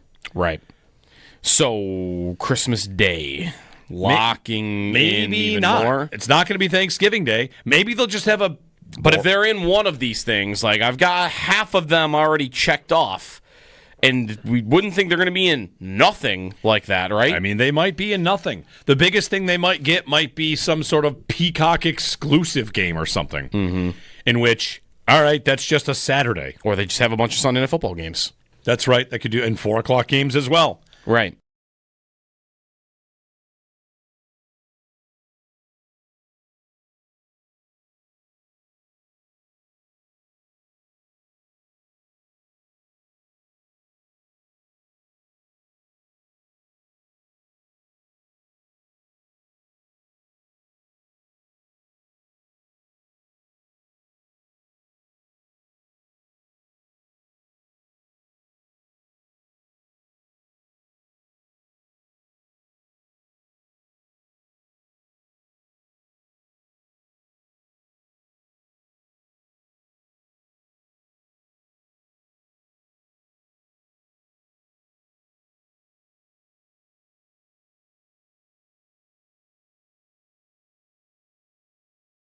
The worst call you can make is skipping your recommended cancer screenings. To learn more about potentially life-saving screening recommendations and guidelines, visit roswellpark.org/screening. This can be a bad call on the field, on the ice, someone making a decision. You guys are all free to nominate anything you got. It was the worst call you saw this week. The worst call I saw this week was probably... I'm trying to think if there was something in the NBA that happened. I mean, it could just be, this baseball stuff that's come about in the last 24 hours. Been, Pete Rose. How about Pete Rose getting all the headlines when shoeless Joe Jackson just skates on fixing the World Series, and he's not even the number one story for being off the banned list. Just saying that, there's a big time group of a lot of support that Shoeless Joe did not actually fix the series. There's a whole movie about it. Well, the movie is about other things, but yes, that he did too well to possibly have fixed it. Okay. Yeah, he didn't. So take what? Money. His other teammates were the ones who actually did it? No, you're right. There is a whole movie about it. Not Field of Dreams. 8 Men Out. Forgot about 8 Men Out. All right, I'm writing it down. I might want to see that. 8 Men Out. John Cusack, is he in it? Anyway. Yes, John Cusack and Charlie Sheen.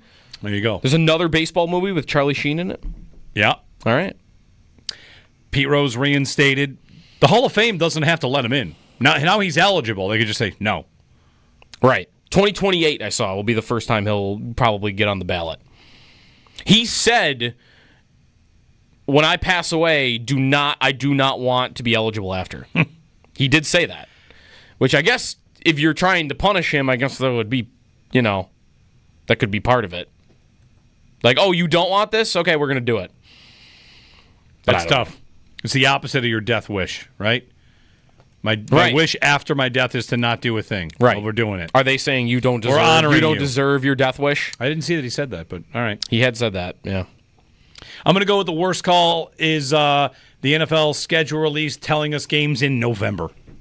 Hey, maybe next year let's just do, week 2? Yeah. Week 4? Week 1? The leaks being the Packers play a doubleheader on December 16th. I know. Great. It's so lame. It does make me feel like the sucker, which I probably am. Anyway, that's Worst Call Wednesday. One note, though, I almost want to, if we had a draft of what the Bills opener is going to be, Sunday Night Football, Bills-Bengals is high on the list. I want to put Bills-Patriots Sunday 1 o'clock on there. Because, there are already 7 games on the Week 1 slate that are divisional games. Yeah.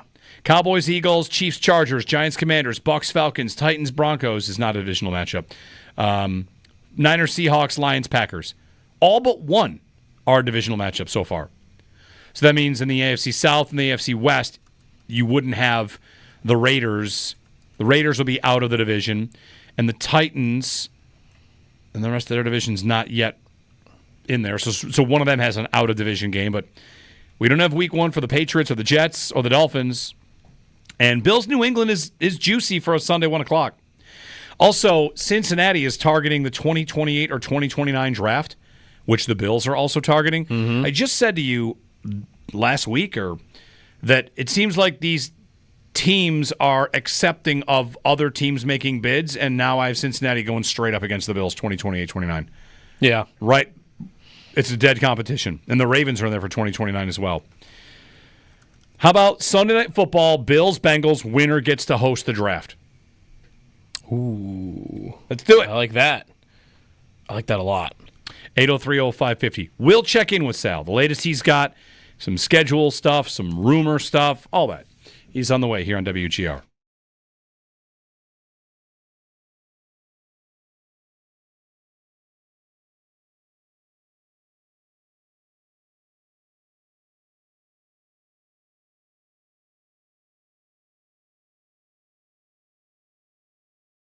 We've got some schedule stuff. The leak on the Bills is that they'll open Sunday Night Football against the Bengals. Yeah. That seems to be gathering momentum if possible. Mm-hmm. If momentum could possibly be a thing, it'll be Sunday Night Football at home against Cincinnati. Would that be one of the times they wear their new patch? The farewell Highmark Stadium patch? Maybe. First game of the year. Yep. At home. Unless they won't wear it will they wear it the whole year? They could just wear it the whole year. They could. It would only be at home games, you would think. Yeah, but they could wear it the whole year. I don't know what the NFL rules are on that. Maybe it's just a couple times. It's at least once. One of the press releases said at least once. But if it is Cincinnati at home week 1, I'm very into that game. Yeah. And just seeing that is one of the few remaining measuring stick games, in my opinion, for this team, because they've played the Ravens and the Chiefs so many times and both teams have beaten each other in different times of the year, whereas this is just, it's 2 matchups. Yeah, they have not played that many times. Yeah, it's 2 matchups and 2 drives in the Hamlin game, and I don't tend to do this as much as others, but a lot of people just throw out the playoff game because you were just. I do not. I don't, but I definitely do not. Mental exhaustion and they weren't into it, and Hamlin had happened a couple weeks before, and you could even use the 2 previous games for that, right? Like they played horrific against Miami, and they played pretty bad against the Patriots too, but they won because of kickoff returns. Right. So, you could do that. I don't, but. To me, it's 2 games. It's 2 games, and they've looked pretty bad. So it's been 2 years since then. This is a different Bengals team also. It's a different defensive coordinator than you had then. It's probably a different defense. You might not have Trey Hendrickson anymore. Right. So, to me, in terms of potential openers that they could start with, I don't know how many I would have ranked above it.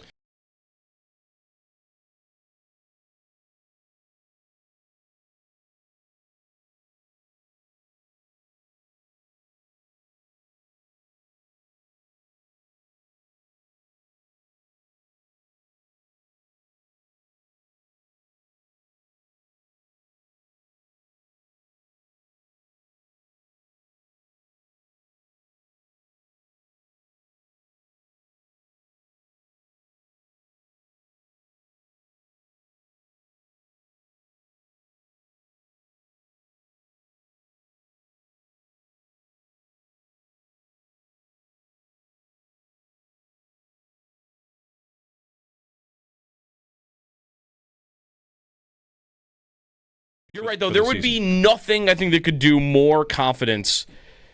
Even because they've beat the Chiefs. Right. Even beating the Chiefs, beating the Ravens. Their defense looking dominant against Cincinnati's offense would be great. I don't know, there's anything else that could happen in week 1 that would get people going for the season like that.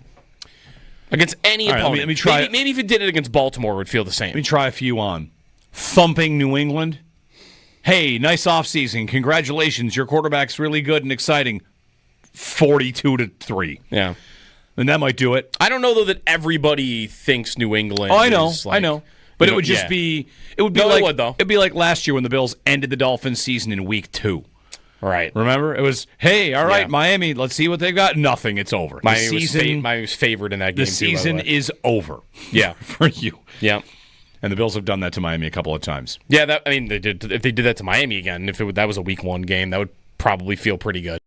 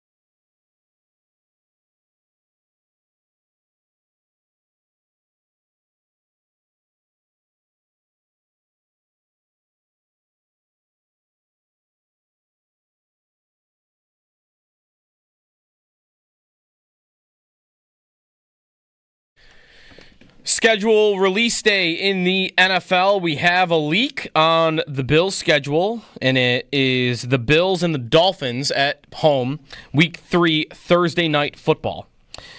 Coverage of the NFL schedule release on WGR presented by Window Nation, the perfect fit for your home and wallet. See if we get that game confirmed and the rest of the schedule, which is officially going to be unveiled tonight at 8 o'clock. Some of the other games that have been leaked or announced this morning. You had an announcement from CBS that the Chiefs will be at the Cowboys on Thanksgiving at 4:25. So you'll have the Chiefs on Thanksgiving and Christmas this year. Boo. Also getting, happy holidays featuring Patrick Mahomes. The Giants' schedule is it the whole thing out? A lot of the games are out. They're opening with 2 division games. There's a Week 3 game against the Chiefs on Monday Night Football, so we're getting some games here and there sprinkled in. Gabe Davis is visiting with the New York Giants today. He visited with the 49ers earlier in the week. Rasul Douglas visiting in Seattle. Last night in the NHL, Winnipeg falls to Dallas. Stars take a 3-1 series lead. Tonight is Panthers Maple Leafs at 7, Oilers and Golden Knights at 9:30. That's your Paddock Chevrolet Sports Update. Paddock Chevrolet celebrating 90 years of being your hometown dealership.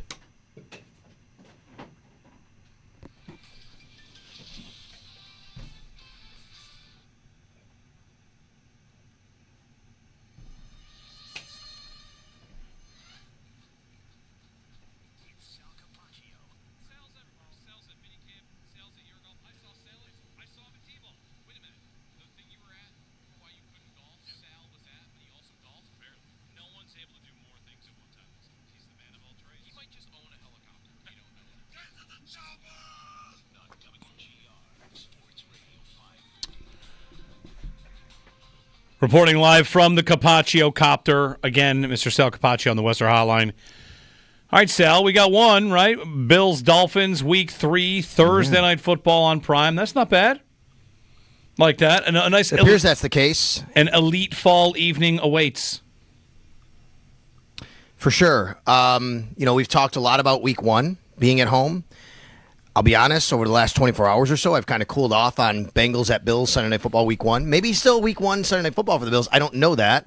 But just from things that I've been hearing, might be cooling off on it being the Bengals as an opponent, or even the Bills being at home Week 1 Sunday night. But either way, 2 weeks later, Week 3 against the Dolphins, that appears to be happening. From what it looks like out there, we don't know. It's not confirmed, obviously, but various, reliable reporting. Dolphins coming to Buffalo Week 3, Thursday Night Football. Last year, the Bills were in Miami Week 2, Thursday Night Football. I've had people say, would they do that again? Yeah, for sure. Like, these are division opponents, and it happens. I remember the Bills and the Jets had played a couple Thursday Night Footballs in a row. Different times, maybe not right away in the season. The Bills also played a bunch of primetime games last year early in the season, so it's very possible. I've also heard and been told the Bills could very well have, I don't know for sure this, but the Bills could very well have 2 Thursday Night Football games this year, and the other would be away, and the team that I'm hearing it could be against is the Houston Texans. Okay. I want to explore your Sunday, maybe not the Bengals, and also, are you saying maybe not at home? No, I don't know that. Okay. I'm just saying that I'll just say it this way. Bengals at Bills, Week 1 Sunday Night Football has been kind of rumored for a while. Yeah. And I'm not so sure on that anymore. I really don't know what Week 1 could be. It still could be that, could be something else. It'd still be at night. I don't really know. But it seems like from what people are saying that maybe that game is a little later in the season, that specific game. Sal, one question for you about Monday night. Some years there's a Monday night doubleheader. Some years the doubleheader is Week 2. Is there any rhyme or reason to that? Yes, the rhyme or reason is experimentation, to be honest with you. The NFL has said, and with our conversations with Mike North over the years, he has basically said the NFL has tinkered with a lot of things to see how the ratings go. They've tinkered with which weeks to do it. They've tinkered with start times, meaning starting at the same time, starting staggered times while they're both playing, maybe one early, one late. They've done it all at different times. So I don't really know if this year there's a plan yet. I haven't seen anything about which weeks will maybe get a dual Monday night game. But they've done it different ways, really kind of as an experimentation to see what fits best, and I still think they're working through all of that. Yeah. It also, this morning so far, it's kind of a reminder, Sal, that not every team is going to get everything they want, or it's not going to look perfect. Like, there will be some things that teams will deem unfair. Like, I'm already seeing a couple Giants fans that are annoyed that the reporting is that they open with 2 road division games. And, just some teams are going to have to do that because you got to put the schedule together, and not everybody's going to have the perfect slate. I agree. Did you see the Giants also is Giants week 17 apparently against the Raiders. So, a lot of times those last 2 games are division games. Doesn't have to be, though. The last game has to be a division game. The Bills are not on the Raiders or Giants schedule, so it's not like you can eliminate them from process of elimination. But I find it interesting sometimes when I see a non-division or even non-conference matchup late in the season like that, a week 17, which is interesting. I know why they've gone to the division games week 18, but it just does kind of take the luster out of the schedule stuff because you only have 3 possibilities, right? Not home and away, obviously, but you only have 3 possibilities. Like for the Bills, they can only play the Jets, the Dolphins, the Patriots week 18. We know that every year. Before they went to this model, it really could be anybody. And that's when I see a week 17, like cross-conference matchup, I'm like, oh, that's kind of cool because we don't get as many of those in those last 2 weeks. All right. Joe's got a couple more rumors out there. We've got nothing confirmed. So there's Nothing's couple confirmed. Twitter rumors, a couple sourced reports. Yeah, Yards Per Pass, who is a good follow on Bill's Twitter, he has a chart where he has, one of his color coding is it's confirmed or that's none of them right now. There's Twitter rumor, and then he has green reliable source. He has Miami week 10, which would be November 9th. At 1. Possible. And then he has Cincinnati. Bills-Bengals 4:30 in December. Yeah. And that's what and that's also something I've heard. So we'll see. But I have heard Bills-Bengals later in the season, that particular week, I think it was that you guys just referenced that he did. Sure. But I don't know if that's right necessarily, but right. that's something that is trending a little bit. All right. Very good. Well, week 1 then does just kind of feel like it's completely up in the air right now. I agree. Okay. I don't know what that would be. And really, there's so many different possibilities here, right? I mean, if you look, you could take any team here and still put it. The only teams, I think everybody, there's nobody accounted for yet. I mean, week 1, the Chiefs are accounted for. I shouldn't say it that way. The Chiefs are accounted for. We know it's not them, right? They're week 1. Eagles are accounted for. We know it's not them. I think that's kind of it, though, for week 1 for the Bills. Anybody else in the schedule? But you're right. Week 1 is still up in the air. And I was just talking with Bove. Matt Bove is going to join me today at right away at the top of the show on the Extra Point Show. We're going to talk about it. And him and I were just on a phone call, and I said, would they do Sunday night week 1 Bills at home and then Thursday night week 3 at home? He's like, yeah, for sure. And we were kind of walking through the last history, and you're right. I mean, he's right. They could definitely do that. Yeah, last year they played 4 out of 5 in prime time. And a couple in a row on the road there, so 2 out of 3 on the road. So I think it's possible.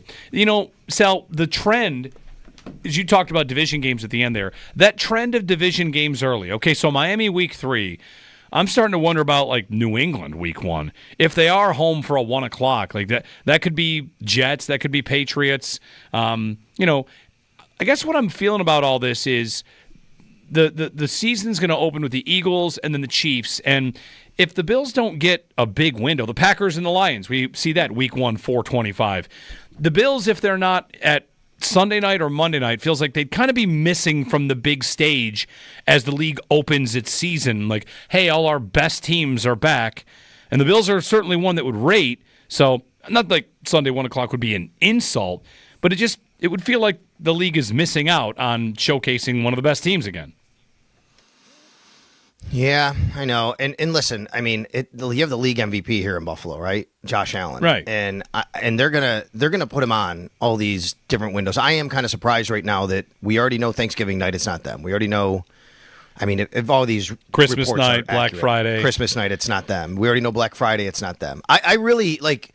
You guys know we've talked about this. If you had me on 2 months ago talking about this, if you said just one of those 3, would they be on one of those 3? Thanksgiving night, Black Friday, or Christmas night? I'd be like, oh yeah, they're going to be on one of those 3, and they're not going to be on any. Now we don't know the Christmas Day games yet, but it's just been the way it's been told to me lately. It's just that they're not going to play on Christmas. It seems like that. I don't know for sure. It could still happen, but it just feels like that's not the case. But if you would have told me 2 months ago and asked me, are the Bills going to get one of those 3 slots, Thanksgiving night, Black Friday, Christmas night, I would go, oh my God, I can't imagine they not getting one of them. I've got a question that you might have asked this of Mike North. I don't know that we ever have, or asked you this. Does season to season matter? And here's what I'm going to go to. New stadiums open with a big show, right? Mm-hmm. So the Bills on Sunday night to open next year, or Thursday night. I mean, maybe Thursday night if they win the Super Bowl. But it feels like the Bills will get a window next year to say, welcome to the new Palace, viewer. Here are the Bills. Like, the NFL likes to showcase their new stadiums. And if they go Sunday night opener this year, I mean, would they be doing it again next year or Monday night? So, I don't know about year over year, but this time next year, we're certainly going to be talking about opening the stadium. No doubt. I mean, obviously, the best scenario is give the league no choice and open on Thursday Night Football Week 1. Right? That'd be great. I mean, give them no choice. Win the Super Bowl, and it doesn't matter, and it's the greatest opening of the history of openings of stadiums, right? Because you're opening a new stadium to unveil a Super Bowl banner. That would be great. That being said, so we have kind of asked Mike in a way, like this, not specifically about the Bills or the stadium, obviously, but does it matter year to year? Not necessarily. Like they don't take a look and go, well, we did that last year, other than if some things become too much of a trend. Then they look at it. Like if you have one team playing, for example, Buffalo playing in Miami or Miami playing in Buffalo 5 years in a row in December, and Miami's come up Buffalo, that might change, something like that. He also did say, though, which I found interesting, was, the last year of the stadium, they know about it. They're not really building a schedule with a lot of that in mind, but they are for the opening of stadiums, right? Which, to your point, Jeremy, you do want to have an opening. Now, let's remember, it doesn't have to be week 1. You could open the stadium in week 2 and still have a big showcase. So you get the Bills home opener, home week 1 Sunday Night Football, and then next year home week 2 Sunday Night Football to open the stadium because they're on the road. It doesn't have to be week 1. I've got another report here. Zach Klein, who covers the Falcons for WSB Channel 2 in Atlanta, says that league sources tell me the Falcons will have 2 Monday Night Football games, and he lists the Bills as one of the 2. All right, Bills, Falcons. Oh, so close. We don't know the week, though, right? He doesn't say the week, no. But he has a road Bills night at Falcons for a Monday night game. Okay. I just missed, Sal, as I was trying to speak the Monday Nighter against Carolina into existence. Looks like it's going to be... I was going to say, I'd be surprised if they had 2 NFC South road Monday night games. That's okay. I mean, it can be... The Carolina game can be really any day to build that golf trip around. I was just, getting greedy with the Monday night. So Bills, Falcons, Monday night. Go ahead. Yeah, and this goes... Remember, we've had this discussion. Yesterday, I asked Josh. Yes, right. I asked Josh yesterday, and we've discussed this, and I had Mike on yesterday. And the question I've had is, look... What team is under the radar that the Bills would be on prime time against that we're not talking about? It's not a marquee matchup because the Bills will be the anchor. Yep. And I think we've all decided it would either be maybe Atlanta or Carolina, right? That would be one of those teams. Yep. And here we go. And if everything is right that I've been hearing, it's also going to be Houston, which I don't think is necessarily under the radar, but that's not a team you were thinking a lot about over the recent months, that them being a primetime game. Yeah, it's funny. Last year's Texans game, we were like, oh, prime time. That was 1 o'clock. That's right. And they didn't do it. And that's with Stephon Diggs, right? And now you don't have them, and now that could be it. All right, so here's another one. This is from our buddy, I'll give him a shout-out, Maniac from Trainwreck Sports. Yep. I'm gonna believe Maniac here because he's a good guy. He said he is saying Buffalo will host the team from Tampa Week 11 non-prime time. Okay. That's the week after Bills yards per passes, Bills, Dolphins. So we're up to 3 primetime games now. Falcons, Dolphins, and we think Texans. Okay, so therefore, I will say by process of elimination and going in line with things I've heard, I think that could lead to Bills at Texans Week 12 Thursday Night Football, the week before Thanksgiving. Okay. That would mean... Oh, right. Sorry. Okay, right. I was thinking the Monday night game. We don't know. We don't know when the Monday night. We don't know when the Monday. I mean, the Monday nighter could be part of one of those Monday night double headers that they do if they do that. Mm-hmm. All right. So I think November's starting to fill out here a little bit, right? If you have week 10, at Miami, right? Mm-hmm. Is that what you're saying there? Is that what you? That's what there's a rumor on that. Has, right? Yep. Week 11 would be home against Tampa. Mm-hmm. Week 12 at Houston Thursday Night Football. I think that's where it's starting to look like. Yeah.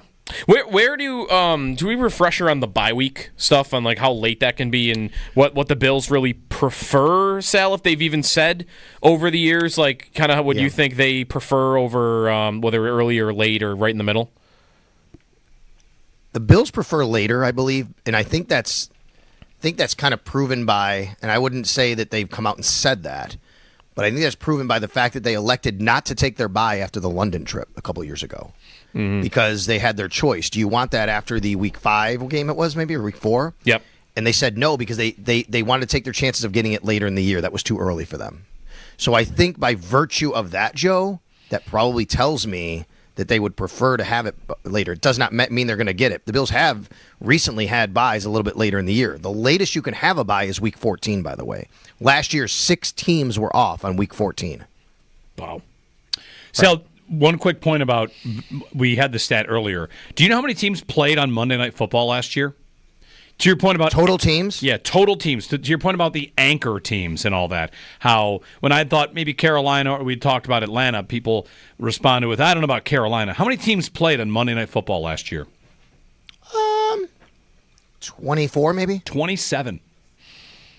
27 teams. Like it's, so Monday Night Football is not Sunday Night Football. Monday Night Football, you get your variety. You get your, hey, let's check in on this young quarterback. In the case of Atlanta here, they've got 2 Monday night games, So Falcons and Rams and Falcons and Bills, if you believe it. So, hey, Michael Penix, let's see how it's going with the Falcons and their coaching change and all this that's going on with them. So, yeah, it's kind of like an opportunity for a team on the come up to potentially pop. So, Bills and Falcons. Agreed. And listen, Atlanta's actually they're an interesting team, right? With Penix, and they have a lot of offensive talent. Bijan Robinson and Drake London and those guys, right? I mean, they have a lot of offensive talent. So that's interesting. I wonder again when that game would be. That feels like maybe an October type of Monday night game. Who knows? I don't know. But just the way this is trending, maybe later in December. Atlanta is it's one of the few, I think, kind of destination cities for Bills fans this year. So in that regard, I think I would feel a little bad for Bills fans who wanted to go to that game because it is a Monday night. Obviously, that means it's Tuesday's a work day. Now, that said, it also, you could look at the other way and go, no, that's great. Make a weekend out of it, right? You can go to Atlanta and hang out. So I think Atlanta is one of those cities this year where people have said, hey, look, they don't have a lot of these real long trips. The furthest they go is Houston. But imagine that. You get these destination games. Houston, Atlanta, they could all be kind of night games, and I don't know if that's good or bad for Bills fans. I guess everybody would have their own perspective. And it's one of those cities where it's rare that you get to go there, right? It's once every 8 years. Once in the last 15 years, you've had a chance to go to Atlanta. It was almost twice that AFC Championship game that they almost had to have there. But and that's the new stadium. This will be the second opportunity, right, for Bills fans, Sal? Because the 2017 game, they would have been into that stadium, right? Or no? Yeah, they were the second ever game in that stadium. Okay. The Falcons opened that stadium with a night game against the Packers. And then a week or two later, they played the Bills in an afternoon game. That was the second game ever held at that stadium. Okay. Sal Capaccio on the Wester Hotline. All right, Sal, so you guys are doing a live reaction show today, right? On Always Game Day? Yeah, tonight. 9 o'clock. So here's the deal. 9 o'clock tonight. Matt Bove and I are going to have a live It's Always Game Day in Buffalo podcast. So I'll be on with the guys. I think we have WGR coverage going tonight. I'll join the guys at around, in 7 o'clock hour. And then after the schedule's released, sometime after that, I'll join them. And then Matt and I are going to go live on It's Always Game Day in Buffalo. Now, here's the deal. It'll be live on all the platforms. It'll be out on X/Twitter. It'll be live on YouTube. But if you want to comment with us, you have to watch on YouTube. Twitter doesn't allow that. So you can watch it live on Twitter, but go to my YouTube page at Sal Sports. You can subscribe there, and then you can actually watch it there, and we can read your comments live about what's happening if you want to do it that way. So that'll be 9 o'clock tonight. Nice. All right. Thanks, Sal. You got it, guys. Sal Capaccio on the Wester Hotline. 9 o'clock tonight. I'm going to be watching Panthers Leafs. Yes. Very Cats. excited. Leafs Cats. I can't decide who I want to win that one. I think I have to say Toronto. I think Leafs. I don't know. I'm with you. I don't know. The Panthers, they just got one too many unlikable dudes. That's it for me. They've got I love Reinhardt, I love Barkov, I love Forsling. There's a couple players on the team that just are awesome all the time. But then Kachuk and Bennett, and then you had to have Marchand. Marchand is really the kicker for me. Once you get him, it's I don't think I can root for you. I don't think I can do it. Yeah. So Toronto. How many unlikable players are on Toronto? You could definitely hate Max Domi. Yes. And is that it? Like Matthews and Marner and Nylander, those guys No to me problems. aren't like they've kind of choked at times, but they're not unlikable. Speaking of how much you like players want to poach other rosters, the NHL offer sheet compensation is out. Oh, okay. Which we've started to see a small uptick in those. The Sabres cannot offer sheet anybody to a price that has a second rounder because they do not have their second rounder. You can trade for it back. Okay. You really can do that. You can just go get it back. They sent a second rounder to Ottawa in the Cousins trade. In the Cousins trade. So you just say, how about we give you a second and 3/6 to get our own second back? You could do that. Listen, I hope you're ready. Or 2/3 or 2/4, because of course offer sheets should be a thing in the NHL. It always should have been, and it gets sillier by the year. So the Sabres cannot do a first, second, and third, but they can do a player up to $7 million, right? Okay. A player that's a Peterka. By the way, Peterka's one to watch. If some team comes calling for Peterka and gives him 8.5, knowing the cap's going to go up, and the Sabres are faced with paying Peterka 8.5 or accepting a first, second, and third round pick, what will they do? They should match it. If someone comes for, I don't want your late first, second, and third. Bo Byram. If somebody comes for Ryan McLeod. What about Devin Levi?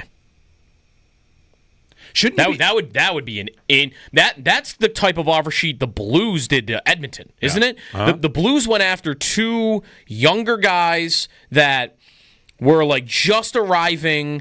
Broberg maybe is one of them, and they got him right. Like Edmonton let them walk because like these guys haven't earned that contract yet. That would be like a team coming in and saying, "Hey, Devin Levi, best goalie in the AHL. What if we just gave you $3.5 million right now?" The Sabres would not take it.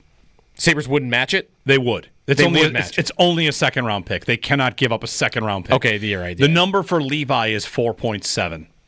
Somebody give him that? No. No, I don't think so either. That's too much. Now, it's worth mentioning that when the Hurricanes did it for Kotkaniemi, was that it? Kotkaniemi, yep. Which was seen as a revenge for Montreal doing it to Aho. And it was a one-year deal because you matched the price. Is that right? And yes. They gave him 1 year. 1 year, and when you let that guy walk, now he's your property, but he maintains RFA status. You just gave him a raise. It'd be like someone giving Byram 1 year, $9.5 million, because in a year he'll be an RFA again. Right, but that would cost that team 2 firsts, a second, and a third. Well, that's you're not doing that for Byram. You're not doing that for Byram. Would you do it for a first, second, and a third for Byram? Somebody comes in and says 1 $7 first, million. a second, and a third. It's worth mentioning. I think about it more than I think about it with Peterka. If you are a good team, second and third round picks should mean nothing to you. I know. Absolutely nothing to you. And your firsts should barely mean anything to you either. But they're not a good team. No, I mean that's what I'm saying. Like teams that come and offer if somebody wants Byram, like absolutely. Here's 7.5. What are you going to do, Buffalo? Someone should try to dare them to do it. Right? Ryan McLeod. Somebody comes in and says 6.8. First and a third.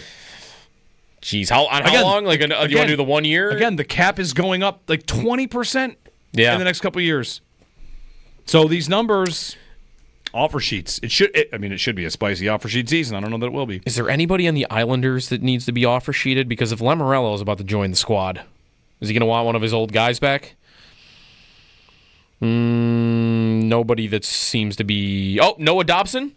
Okay. Who's gotten some talk in Sabres Twitter about as a trade idea. He is an RFA. Also, Alex Romanov, who is one of the players that Lamoriello traded a first-round pick for. He is also an RFA. And he is a... Dobson's a right-shot defenseman. Join us in the fight against cancer by riding with Bulldog and WGR's Ride for Roswell team Saturday, June 28th.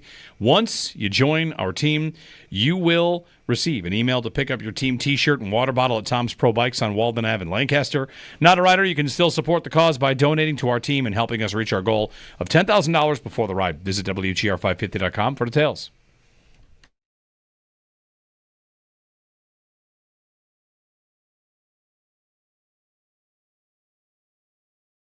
You're right, though. There would be nothing, I think, that could do more confidence. Even because they've beat the Chiefs. Right, even beating the Chiefs, beating the Ravens. Their defense looking dominant against Cincinnati's offense would be great. I don't know, there's anything else that could happen in week 1 that would get people going for the season like that. Against any opponent. Let me try. Maybe if it did it against Baltimore, it would feel the same. Let me try a few on. Thumping New England. Hey, nice offseason. Congratulations. Your quarterback's really good and exciting. 42-3. Yeah. And that might do it. I don't know, though, that everybody thinks New England I know. But it would just be... It would be like... It would, though. It'd be like last year when the Bills ended the Dolphins season in week 2. Right. Remember? It was, hey, all right, Miami, let's see what they've got. Nothing. It's over. Miami was favored in that game, the season is over. Yeah. For you. Yeah. And the Bills have done that to Miami a couple of times. Yeah, they did. If they did that to Miami again, that was a week 1 game, that would probably feel pretty good.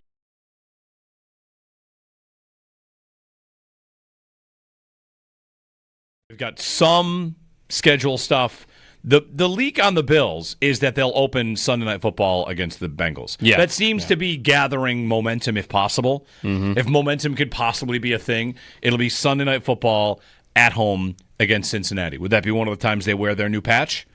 The farewell Highmark Stadium patch? Maybe. First game of the year. Yep. At home. Unless they won't wear it will they wear it the whole year?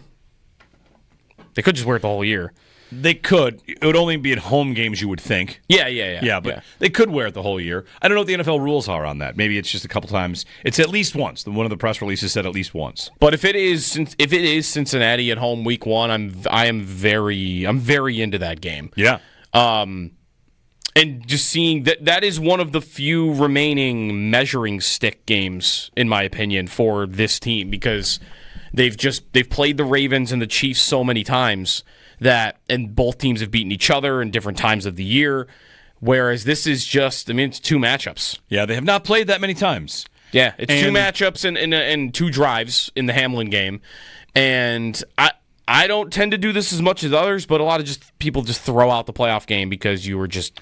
I do not. I don't. But I definitely do not. Mental exhaustion and they weren't into it, and Hamlin had happened a couple weeks before, and you could even use the 2 previous games for that, right? They played horrific against Miami, and they played pretty bad against the Patriots too, but they won because of kickoff returns. Right. So, you could do that. I don't, but. To me, it's 2 games. It's 2 games, and they've looked pretty bad. So it's been 2 years since then. This is a different Bengals team also. It's a different defensive coordinator than you had then. It's probably a different defense. You might not have Trey Hendrickson anymore. Right. So, to me, in terms of potential openers that they could start with, I don't know how many I would have ranked above it.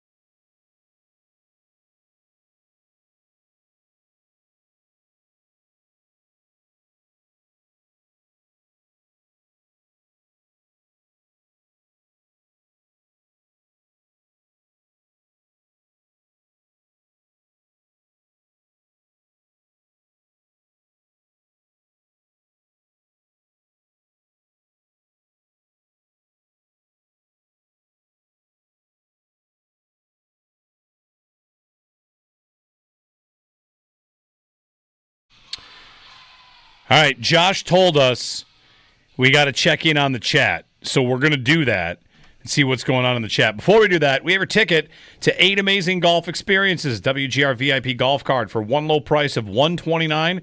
Unlock a season of golfing adventures, including Diamond Hawk, Shamrock Hills, Atticus 10th Hole and Golf Course, Bobolink Golf Dojo.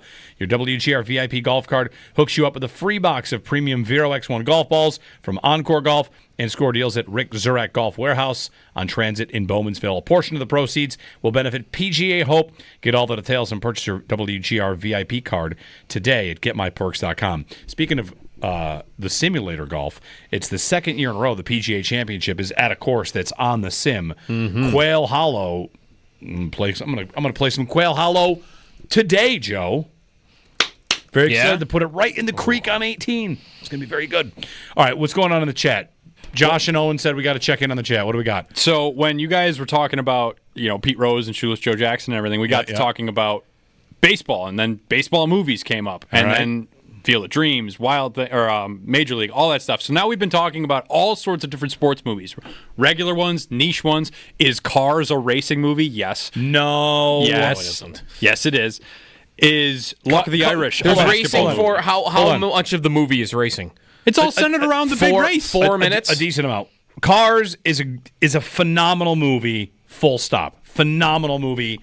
Holds up, is great. I don't even have kids, and I watch Cars regularly. regularly. Lesson. I'm telling you, I get choked up every time he goes and helps Doc Hudson. Oh, the king, not metaphorically, Doc. Yeah. I mean, Cars is a phenomenal movie. Is it a racing movie? You know what? Yes, it is. Okay, next. What's next? Is Luck of the Irish a basketball movie? Never seen it. Don't know what it is. Oh, it's a Disney Channel original. Okay, don't know what it is. I said it was a basketball movie. But anyway, I don't know if Owen's seen it, but it was around when we were kids. So Never a basketball guy.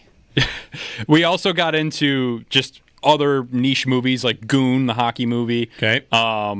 Discussing like sports movie sequels. Who's the best baseball actor? I think it's Kevin Costner, far and away. But that's just me. The best baseball actor? Yeah, like when you think of a baseball movie, who do you think of? It's Kevin Costner. Bull Durham, Field of Dreams. Tom Selleck. Wow. Mr. Baseball? Mr. Baseball. Yeah.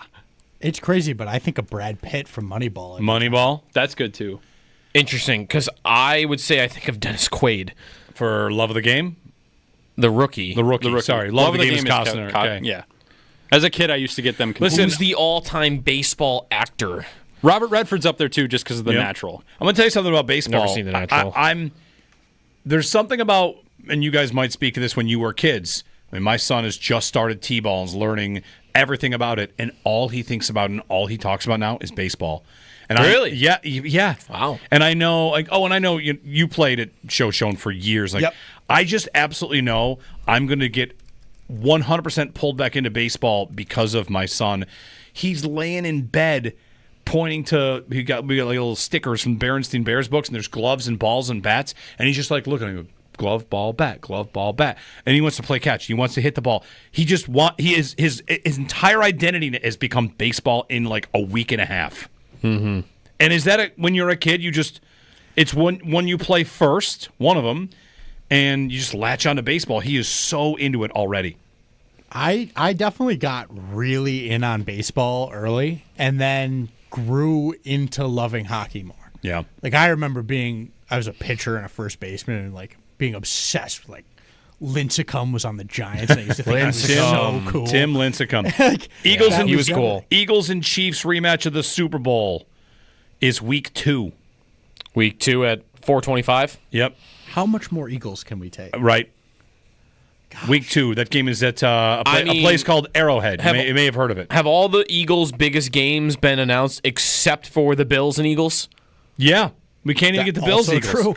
Week 2. Bills. Where's that game? Eagles Chiefs week 2. Anyway, Owen, sorry to interrupt there. Go ahead. No, I honestly now I'm just taken over by the Eagles again. 4:25. So I have nothing in my mind other than the Eagles. Hey, Fox, that's the game to leak. Guys, that's the one they should have leaked yesterday. yesterday. That's the one you should have 100%. announced, although we would have also been mad that it was the Eagles. That's true, but it would have been better. It would have been way better. Week 2. What else in the chat? More movie stuff? Yeah, just a lot of movies. We got into rollerblading movies. We got that far into the niche. Hold on a moment. Hold on. Movies, plural? That's what I'm immediately, yes. Name one. I don't. The one that they were talking about was called Brink. I don't know what that Never is. heard of it. And then there was another one, but I don't remember the name of it. Man, I can't. What is there? I can't even think of a movie with rollerblading in it. I'm just going to say, I'm going to Google the phrase rollerblading movies. Brink. There it is. Okay, I got a movie for you, a sports movie. This one throws it way back, and you should all see this. You're all way too young for this because this is when I was a kid. The movie called Rad. I like the name. You got to see Rad. Sounds pretty rad. How old is it? Look it up. 1987 is a guess here. 1988, Rad. It is 1986. Look at the poster on this thing. Yeah. This is the most 80s poster I have ever seen in my entire life. Wow. You Rad. are not kidding. Let me tell you. What is that? What I don't even know what to describe that poster as. Yep. Rad is basically like your Karate Kid genre of movies where you're trying to win the competition and you're a kid, and it's for BMX racing, and it is, awesome. That's sweet. Because how much did you like riding a bike when you were a kid, like your BMX bike? And as soon as you learn how to take the training wheels off, yeah, you're just go off, always on your bike. Going off Learn jumps, how to bunny hop, and you're like, yeah, I am God. Rad. Go watch Rad today. Got a 42 on Rotten Tomatoes. I mean, I don't know. What does Rotten Tomatoes know about being a kid on a BMX bike? To be fair, that's the critic score. The audience score is 90. There we go. Amazing. These critics. What are the odds? Those nerd critics never jammed a skid into some gravel and bit it on their bike. What are the odds that movie trailer has movie voice guy that we were talking about real a few good. weeks ago? Real good. Pretty high, and right? Honestly, Rad's the kind of movie where you only actually need to watch the last 13 minutes or 15 minutes when the big race happens because it's awesome. Yeah. All right, Rad. A couple people are going to tweet me about Rad. I know it. We've also got Motocrossed, which was a newer version of that kind of movie. Like, it was a Disney Channel original. AC Man threw that one in there. So thanks to him. But I remember watching that one on Disney Channel, like, live when it first came out. And it was... I don't fully remember the plot. I don't know if you guys were also Disney Channel kids, but... No, I was a Nickelodeon kid. Oh, man. All Nickelodeon. Yeah. Hot Dirt with Grind. I don't know that one. Skateboarding movie? Gleaming the Cube? Looks like it. Yeah. Coach Carter. How about MVP, Most Valuable Primate? The chimpanzee that plays hockey? Oh, yes. It's a great one. I saw that Classic. on Disney Plus the other day, and I was like, what is this movie? I gotta throw it on. Some of these movies I watched as kids, though, I will never see again because I don't want it tainted. That makes sense. We were talking about National Treasure in the break because there's a new Raider album out. There's a John Madden movie coming out, and Nicolas Cage is playing John Madden. So talking about National Treasure, which I loved as a kid. I rewatched it like a month ago, and it's like, this is the cheesiest thing that ever happened. I liked this. This just happened. I wish to me I didn't too. rewatch it. This just happened to me with another Nick Cage movie too. Now in my head, I'm like, I was an idiot growing up. This movie's not good. I know. I watched. This is so tough. I'm gonna get torn apart for this. Ready. Ghost Rider.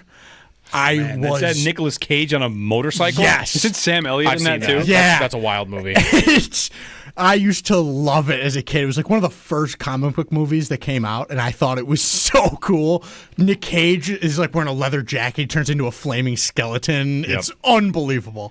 And I watched it the other day, and I had to turn it off. I almost started crying. Like, I thought this was good. I got to tell you. I thought this was really good. The sound down from this Rad trailer that one of our listeners just tweeted at me is the most 80s looking thing I've ever seen in my life. TriStar Pictures. They had the horse and the... Oh, man. Like... Aunt Becky from Full House is in this, huh? Aunt Becky.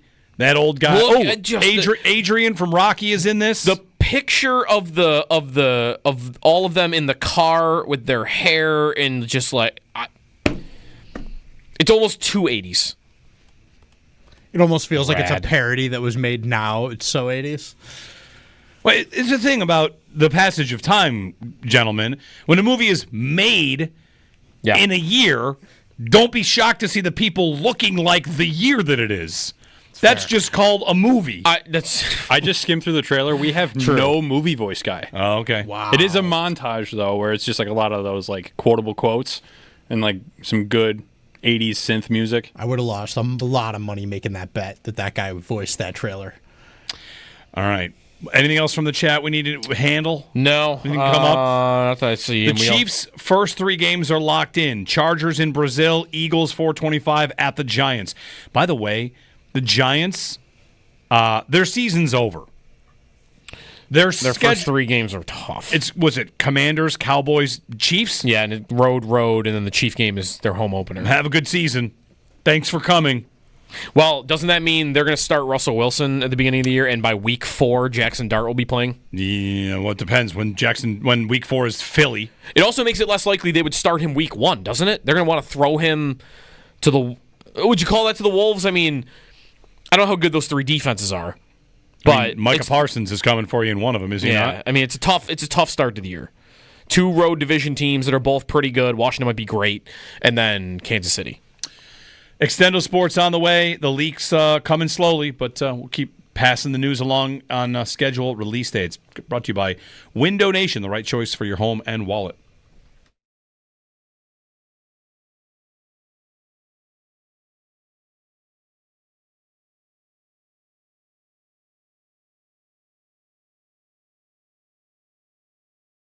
You're right, though. There would be nothing, I think, that could do more confidence. Even because they've beat the Chiefs. Right, even beating the Chiefs, beating the Ravens. Their defense looking dominant against Cincinnati's offense. Would be great. I don't know, there's anything else that could happen in week 1 that would get people going for the season like that. Against any opponent. Let me try. Maybe if it did it against Baltimore, it would feel the same. Let me try a few on. Thumping New England. Hey, nice offseason. Congratulations. Your quarterback's really good and exciting. 42-3. Yeah. And that might do it. I don't know, though, that everybody thinks New England I know. But it would just be... It would be it'd be like last year when the Bills ended the Dolphins season in week 2. Right. Remember? It was, hey, all right, Miami, let's see what they've got. Nothing. It's over. Miami was favored in that game, the season is over. Yeah. For you. Yeah. And the Bills have done that to Miami a couple of times. Yeah, they did. If they did that to Miami again, that was a week 1 game, that would... Latest with the Sabres, if you've been keeping up on this, is that... So David Pagnotta of thefourthperiod.com, he's reported the Sabres have reached out to a number of senior GM role type people and recognizable names. Yeah. He reports, whether you want to believe it or not, the Sabres have reached out to Ken Holland, Lou Lamoriello, and was there one other name in here that I'm missing? There was another name, but in a different, not like on that vibe of the Rick Dudley? old school GM. No, there was the Oposo part of it. Oh, right, okay. That they talked to or even wanted, I'll look at the exact phrasing, but something that they wanted Kyle Oposo to be a part of the front office, and he is taking a job with the NHLPA. Okay. Instead. That's a separate idea. That's Eric Stahl. Right. That's the Eric Stahl part. And with Oposo, that makes total sense. If we had not mentioned him by now, we probably should have. This is does Ryan Miller want the job? Does Thomas Vanek want the job? Does the after the whistle guys said give Chris Pronger all the money to come in and do it? And what David Pagnotta from the Fourth Period cites and is clear to think about in this moment for the Sabres trying to hire someone in a advisory role is you're reaching out to people that run franchises to see if they want to put their name on something that they might not be running. Right. And that's not likely to work. I mean, does Lou Lamoriello come in and say, I'm an advisor to Kevin Adams? That doesn't strike me as something Lou Lamoriello would want to do. You want to give me complete control of your organization, we can have a conversation. And I saw Paul Bissonnette and Ryan Whitney talking about that. Bissonnette over the moon at the idea that Lou would come in and take this job and take over the Buffalo Sabres. So, but as like the president or the GM or not as a senior advisor. Right, make everybody shave and play the way that they play. Right. So Ken Holland, okay.